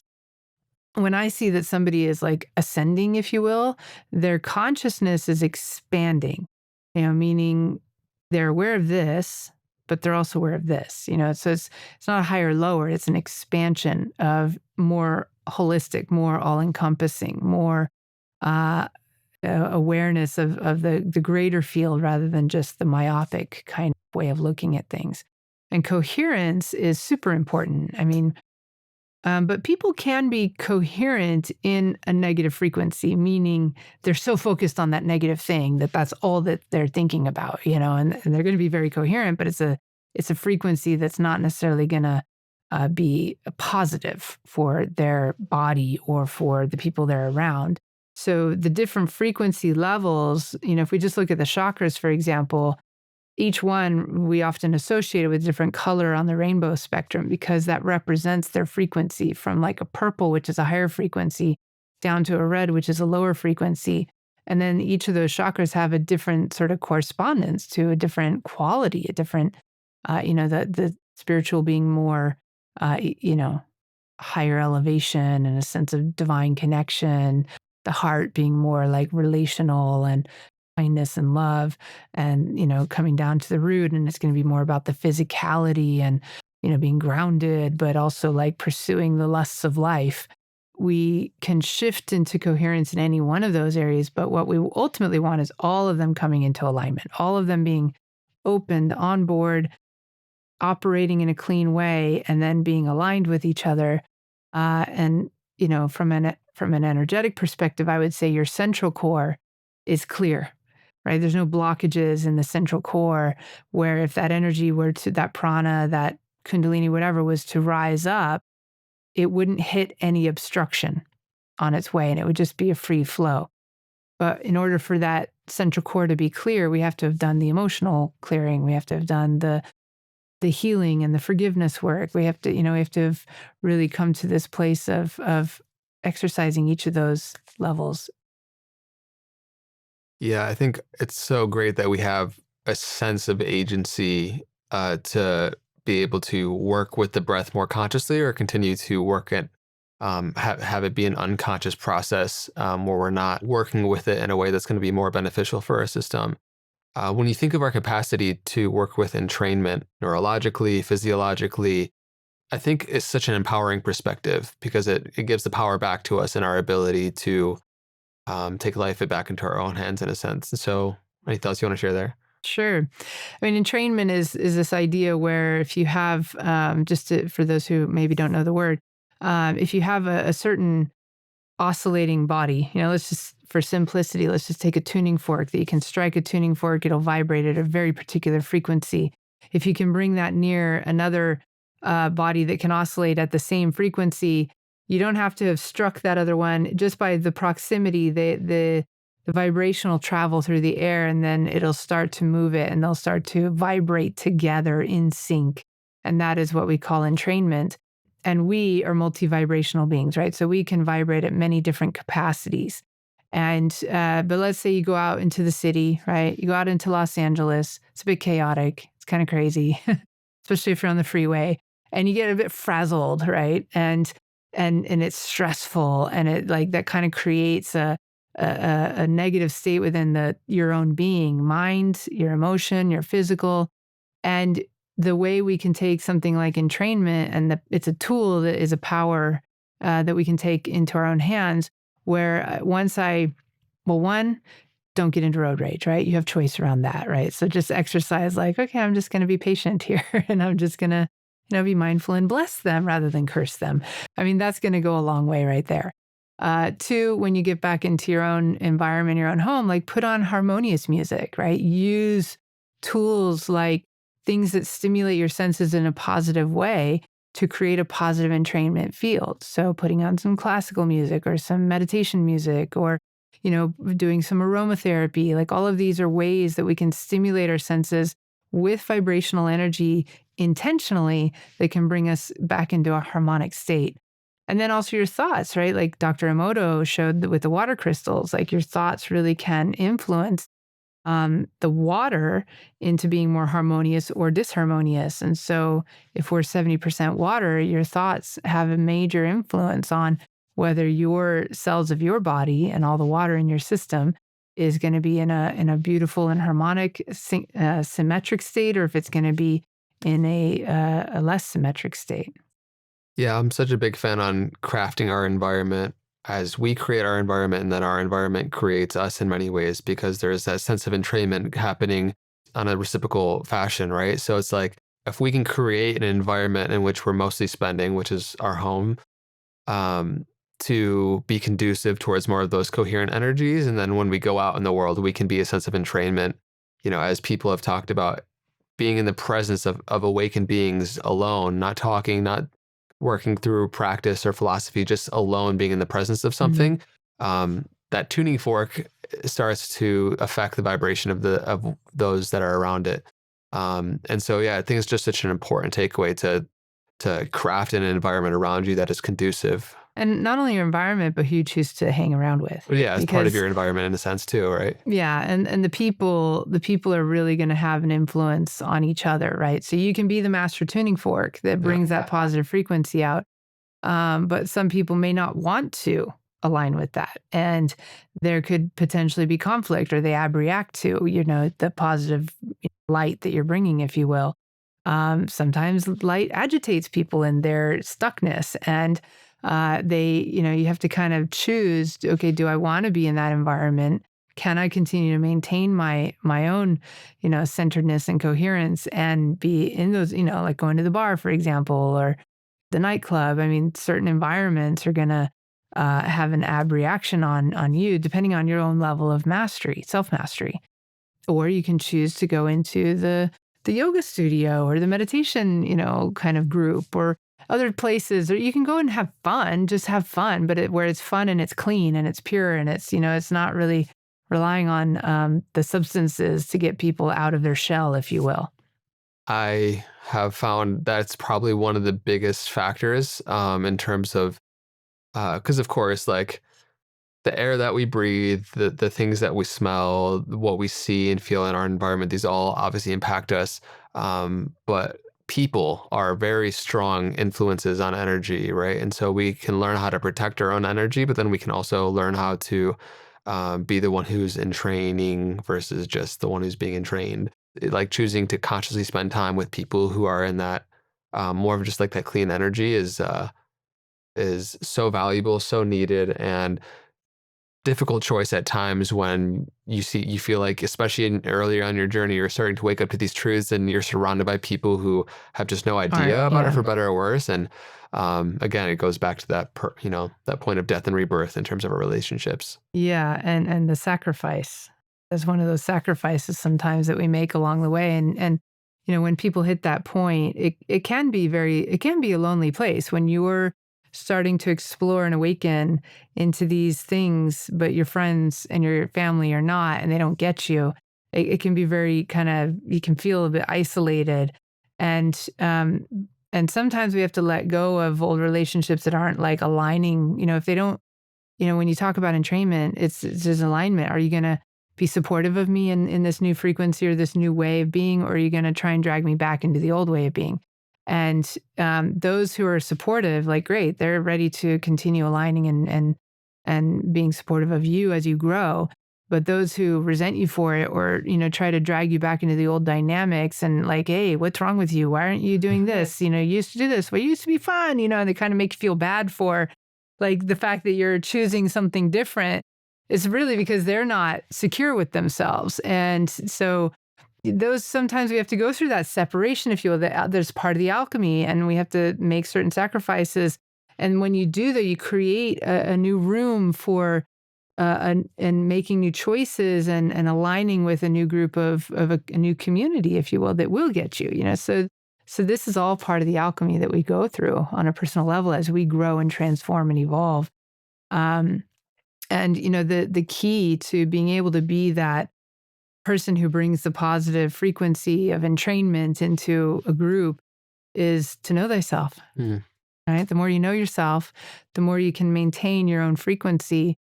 You know who you are, you know your center, and you usually won't have so much attachment to people needing their approval, if you will. And then that allows you to really maintain that frequency that you cultivate and generate for yourself through your own practice and your own choices in life. You've sprinkled many things throughout, but in terms of like what you feel, at least for you personally, have been the most actionable, practical steps for people to practice and experience their interconnectedness in a fragmented world, seemingly at times. What have you seen move the needle the most for people? Well, first of all, it's a dedicated practice that every day you do something that's just taking some intentional time to connect to spirit. For some people, they might do meditation. For some, it might be prayer. For some, it might be some form of ritual or ceremony. For some, it might be doing mantra work. There's lots of tools. For some, it might be yoga or qigong. There's a lot of tools, and any of those tools are going to be good if you're committing time every day. Here's the thing is like our foundation in life, our subconscious programming is going to be based on the things we think, say, and do every day. And so it's not the big things, it's the little things that you do day by day that really make a huge difference in terms of the strength of your ability to stand in the resonance that you want to create for your life, and your ability to hold that regularly, even when you're challenged, is going to be based on what you're doing every day. So I would definitely recommend people have some kind of a spiritual practice every day that they do. And then one of the things that I teach is, we're not just one-dimensional beings, right? So one tool isn't usually going to give you the full spectrum of ability to master yourself. So we need multiple tools to learn. For me personally, I love to do various rituals. I'm very action oriented. And it's something that I can do. It's a pattern I've created for myself, but that gives me time for that spiritual connection. And I do it every day. I do it twice a day, morning and night, so that I can I can bookend my days with that connection to spirit. And it really shifts the flow of my energy through my day. And it also clears the energy from the day off before I go to bed. And that's like a really big thing that I've made a part of my daily life. Meditation is also like really important for quieting the mind and getting new intuition and inspiration coming through and clarity coming through. And then just having some sense of communication with the divine, whether you call it prayer, you call it ritual, whatever you want to call it, having that communication and recognizing that I'm not alone. Even if I'm physically alone, I'm not alone. Like this is an intelligent universe that we live in, and there's intelligence all around me. Even the plants are intelligent. Absolutely. Yeah, it's great. And I think, at least in my experience, committing to like an immersive experience with a deep lineage, whatever the tools are, to like truly know and deepen and sink your teeth into a practice, I feel like bears so many fruits, because then you go bring that back into your daily life, and you know what to expect. You know how to keep the guardrails around it. You know what the practice really is. And not that, just searching a 5-minute meditation on YouTube is not beneficial in some contexts, but deepening and really getting the most out of that time is amazing. 100%. I 100% agree with you. When I originally was on my search, I was just sort of doing a little bit of this, a little bit of that. I was kind of skirting the surface of things, and I would take the pieces that like resonated for me and then discard the rest of it because it didn't resonate. And I just sort of formulated my own little philosophy of life. But when it came time to really grow and to go beyond what I could kind of create for myself, it really took like finding a path. And in finding a path, it was finding teachers who had walked that path longer and who could guide you along the way. And I think that when people try to do everything self-guided and get everything off the internet, not that there could be some good things out there, but there could also be some other things you might end up dabbling into that could actually be harmful to you. So you really need to have a guide who knows the rules of the road, so to speak. They know the pitfalls. They've been there before. They can give you the like, I wouldn't go down that way if I were you. Like, here's the better path or better sort of way to do this, if you will. And it helps you avoid those pitfalls. I often see that life is like a maze. There's dead ends, there's things that'll kind of come out from behind certain corners, and you have to know the map, right? And by following a lineage or a deeper path that has a deep tradition that goes back farther than the New Age, at least a couple hundred years, if not a couple thousand years. They have had tried and true and tested modalities and methods, and they have understanding that's been passed down through the generations, that, they know what pitfalls to avoid. They've been down that road before, and they say, well, that's not really going to work out so well. Try this, we know this works. And then you can walk a tried and true path, and you don't have to grope your way through the maze anymore. It's like they can help you navigate your way through the maze, and you'll get there faster.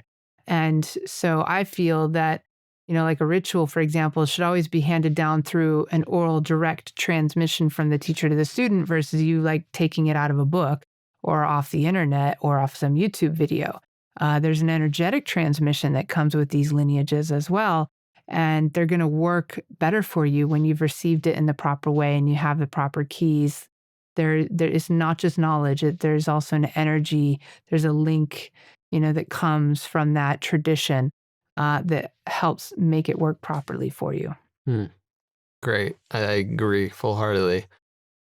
What's one question you haven't been asked in an interview that you maybe wish you have?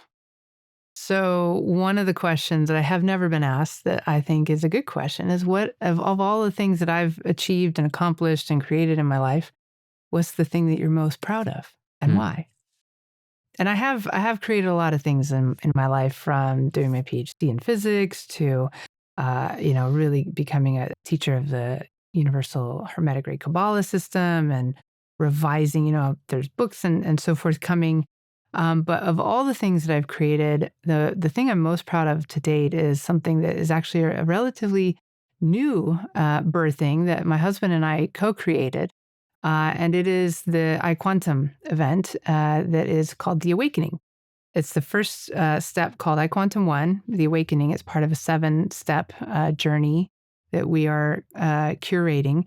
And in that, we have put together our creative abilities, my quantum knowledge, his creativity and visual. And we've worked with some other collaborators, with an animator and a musician and a producer and everything. We've created this amazing, both a guided meditation that is called the quantum meditation technique that is available. It's really trippy. Don't do any drugs. Don't be mentally unstable if you use it, because it's really trippy. So like if you're like sound and sober, go for it. It's an amazing experience that gets you into the quantum gap, if you will, and that stillness point that we talked about earlier. And then the other thing that's more part of our actual immersion weekend, called iQuantum the Awakening, is there's an open eye meditation. And it's this amazing journey from our origins, even prior to the Big Bang, all the way to us here now. And this very informed by my background in Kabbalah and quantum physics and hermetics and all of this. And it's just this incredible journey of remembering who you are and where you come from and the potential that's within you. And yeah, of all the things I've created, I'm most proud of this because it is truly going to awaken people when they watch and experience it. And it's a thing of just pure beauty and goodness. Amazing. Well, I love when the culmination of our path kind of, yeah, it cultivates into an offering that we feel like is most aligned to support people and how we uniquely have the capacity to. So it's really exciting. What's one thing you wish to remind people of more now than ever?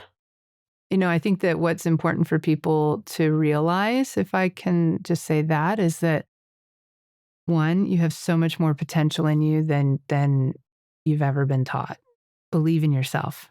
Right? If you can just start believing in yourself, then you can progress from belief to knowing, right? You can then start to know thyself. And that is like, the ancient mystery traditions all said, know thyself, right? Because you are the microcosm of the macrocosm. Like the macrocosm is in you, as above, so below. And the divine is in you. And if you want to know the divine and you want to know that greater potential, you got to look inside. And far too many people these days are looking outside. They want something that's outside of them to be their solution. They want the magic bullet. They want the shortcut. They want that teacher to be the person that gives me my enlightenment. Fix me. That's not the way to know thyself.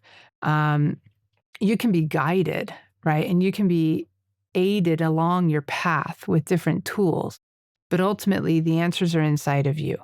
The potential is inside of you. And the only way to awaken that potential is to use the tools in your life and make, like, awaken yourself through the inner work versus trying to have something from the outside hack in.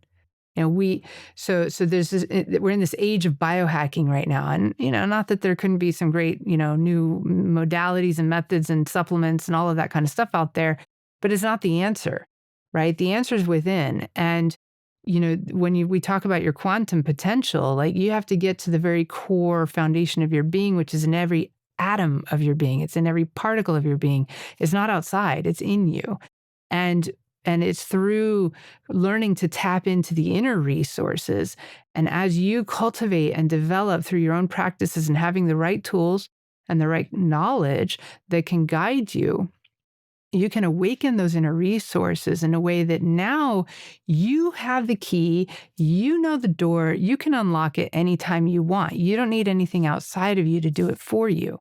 And that's when you'll have like created the new neural networks within your being that allow those pathways to stay open all the time versus only when you've used the outside fix.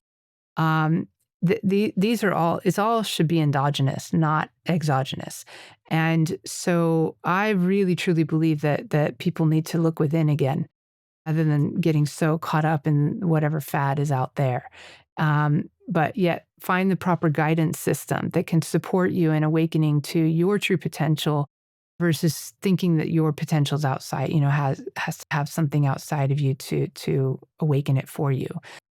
So there's a lot of tools out there, but not all those tools are going to really support you in awakening to your true potential. And so just remember that the knowledge is inside, and you just need to remember it, right? So you just need to reawaken to what you already know. The power is inside. You just need to activate it, and all the potential is inside of you to have that beautiful life, to have that beautiful connection, and to achieve your purpose. And the answers are going to be inside. Such an empowering share. I mean, thank you so much for that. The perspective of remembering versus like external acquisition. And I think it orients ourselves different, and it allows us to go inside and discover the answers that are already there instead of fighting for with control and that kind of, again, Newtonian way of navigating reality. It's a liberating perspective that it's already there. I found that most of the most essential keys of enlightenment were things that once they were like said, it was like, yeah, I know that, but I needed to be reminded of that, right? It's like I forgot, or I know it, but I wasn't living it. It's that, and it's all, they're very beautiful, they're very simple, and they're very practical. But we get so disconnected from ourselves, not just ourselves at a personality level, but our true self, and that's what we need to reclaim. It reminds me of Emerson's quote, which I've quoted before, that in the mind of geniuses, we find our own neglected thoughts. And it refers to what we were speaking earlier. If the universe is truly mental, then we all have access to this field. Of course, when somebody shares a truth or a deeper knowing, we can like verify that within ourselves because we also have access to it. Yeah. We may not have consciously come to it as soon as somebody else, but that's what this whole journey is. And like so much of your work is, what I do with my podcast is like bringing forth back into conscious awareness these things that we haven't paid enough awareness to. Yeah, I love that. Yeah, beautiful. And learning to trust yourself again. I think a lot of people disconnect from what they intuitively know because they don't trust themselves. And if they can just start to have a better relationship with themselves and keep their word with themselves and start showing themselves that they can trust themselves, it'll shift everything. So we kind of we progress from belief to knowing, from knowing to understanding, from understanding to wisdom, and from that wisdom to our divinity, these stepping stones. And this is the path, this is what I help teach people, through multiple ways, whether it's through like the quantum mindset work with the Quantum Learning Academy, that my husband and I have started, or whether it's with the modern mystery school work and the Kabbalah and the alchemy and the Hermetics and so forth. There's many ways to kind of navigate it, but the essence of them is always the same. But it definitely helps to have that guidance, if you will. And I think what you've done with your podcast and exposing people to, some really great resources is also a huge service. Thank you. And thank you for the opportunity to be on it with you. Thank you. Yeah, I enjoy getting to be a curator of all these touch points and doorways into different paths for people that resonate for people differently. Like, the Kabbalistic or Hermetic path or yogic philosophy and understanding, like, perhaps because of whatever you want to say in previous lives or ancestral or genetic memory or just life current incarnated desires. Like we all have our paths that we resonate more towards. And there are so many bountiful paths that are exciting to explore. And so that's what I've seen you do in your work too. And we haven't really even dove too much into Hermeticism or the Kabbalah. Maybe next time. Yeah. I think maybe next time. But these touch points serve as just that for people. So this was an epic conversation. Yeah, I loved it. Thank you. I think we did it. You asked great questions, and you have great, input and share and resource that you also have. So thank you for the opportunity. Yeah, thanks. Pleasure's mine. And we'll leave links for what you mentioned you're up to as well down in the description where people can find you and upcoming courses and everything. And anything else? Good to go? That's it. Just, remember who you are and believe in your potential. It's a great thing to close out the Know Thyself podcast with. And so it is. Everybody, thanks for tuning into this episode. I love you. We love you. Until next time, be well.